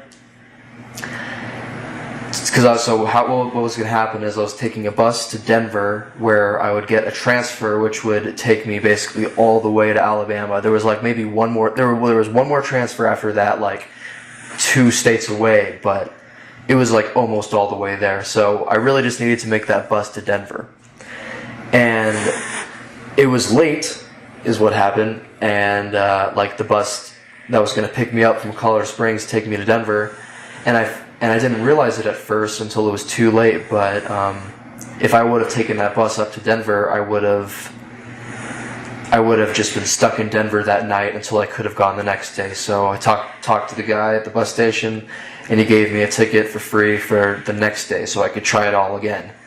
So I ended up going back to a friend's house where Steven was living at the time, and this is what kind of happened. I'll try to speed this up a little bit, but I was drinking beers with these guys.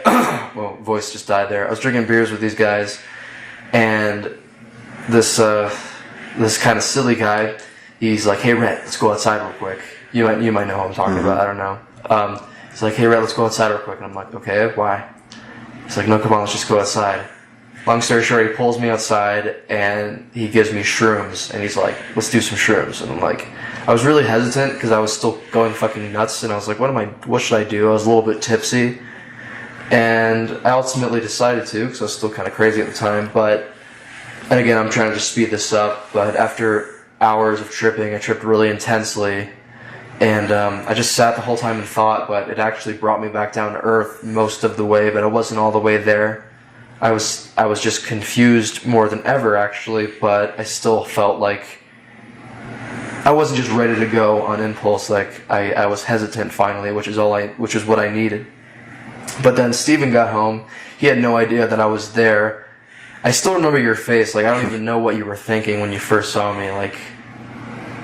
You were just kind of surprised. I remember something happened to you at the time too. I remember right when you walked in, you looked upset, actually.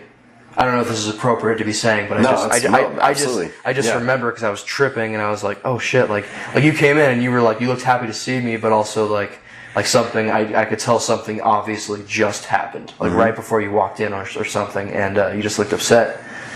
And but what was really amazing to me is that I wanted to say like, hey man, like what's wrong or stuff. Like before I could, you were like, hey man, like let's sit and talk or whatever. And we sat and we talked, and no one else, like the room just kind of cleared naturally. Not because of that necessarily, but just because people were in the backyard or whatever. And we ended up just talking for a few hours. And I remember my brain was really dead. I don't know if you get the same thing with tripping shrooms sometimes, but at the end of a trip, like when you're basically not tripping anymore, I just felt like, I don't know, I just like couldn't even talk well. Like I was almost slurring, not quite most of the time, but almost slurring.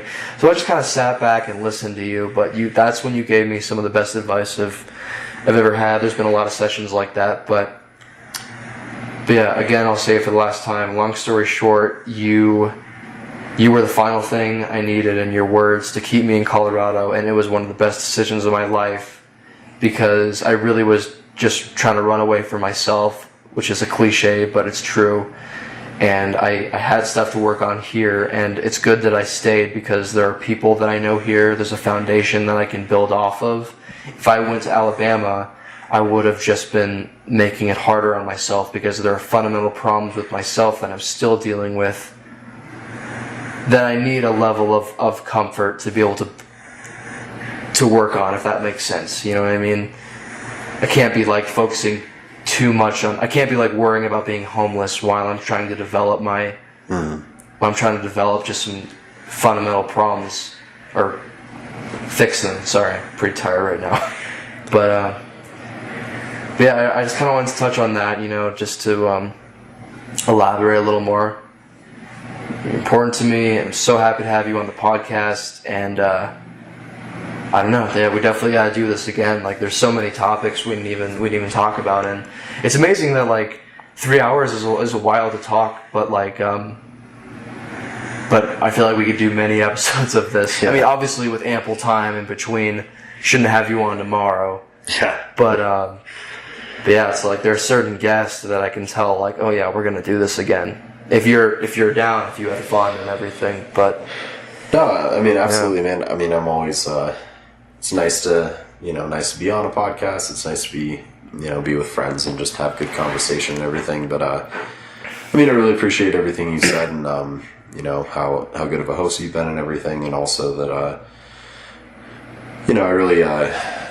It's always encouraging to me to hear that I can have a positive impact on anybody to any kind of degree. That's really the only thing I try to take pride in and really focus on in life. And so, I mean, I'm very appreciative to have a close friend like you say that and everything, and know that my instincts weren't wrong, and that I was able to be helpful in some facet or whatever else. And just that, I don't know, it's nice to be an old man and have somebody listen to you every once in a while. So you are old. Yeah, old as fuck. Got these growing pains, popping my knees. Oh. Yeah, so I feel like that'd be another good name for a podcast about like development and productivity. Popping your knees? No, growing pains. Oh, growing pains, absolutely. Yeah. Yeah, that's always good. That's definitely a subject that can be delved into. But we almost did inadvertently talk a little bit about that too earlier in the podcast. But yeah. So before closing off and having a little bit of post conversation, is there anything like you want to plug in this, like where you're working or your blog? Because we do have some listeners, and people are definitely going to find you interesting. Like, do you want to at least? I can throw your blog in the description, like whatever you want. Yeah, I mean, that'd be cool. Basically, just another little touch on backstory. Basically, I've been a bartender in town for a long time, so if you guys want to come and give me your money, or you're interested in cocktails or anything about cocktail history or spirits, or even just a good time, you can come and find me at the Warehouse Restaurant, where I've been for a while. Also, shout out to Lee Spirits. I was the bar manager there recently, and also worked there kind of doing some product development. They're great guys. Left there on wonderful terms to go traveling, and would definitely always vouch out for those guys and say they're wonderful people and make wonderful product. If you guys want some good gin, go and see them at Brooklyn's on Boulder Street. Aside from that, yeah, I'm writing, just started a blog so that I could write a little bit more freely, as opposed to focusing on more intense projects like novels, short stories, poetry, and stuff like that. Just something to kind of keep my curiosity piqued, and hone my skills a little bit. It's kind of garbage writing as far as my standards go, but yeah, there's a blog online called Kid Meet World. It's basically just my commentary on things I find interesting about humanity and life, also in just traveling and seeing new places, people, and things, all the nouns. So yeah, and definitely keep listening to Rhett. He's a great guy. Look out for his little short films on Facebook as well. He does some really fun comedy. The guy's hilarious, and he's going to go far. So yeah, thanks for having me Did I just on. get plugged in my own podcast? Oh, you got plugged in your own podcast. That's great, man. That's course. so meta. So meta. But anyway, yeah, so I'll put his stuff down below. Do you have an Instagram or anything? Yeah, it's a hair for a dog. I can give that. Oh, that's to you right. later. Yeah, I'll put that. I actually have you on there. I'll put that down below too. But yeah, thanks again, man. We'll definitely have you on again. Love you. Absolutely, brother. Cheers.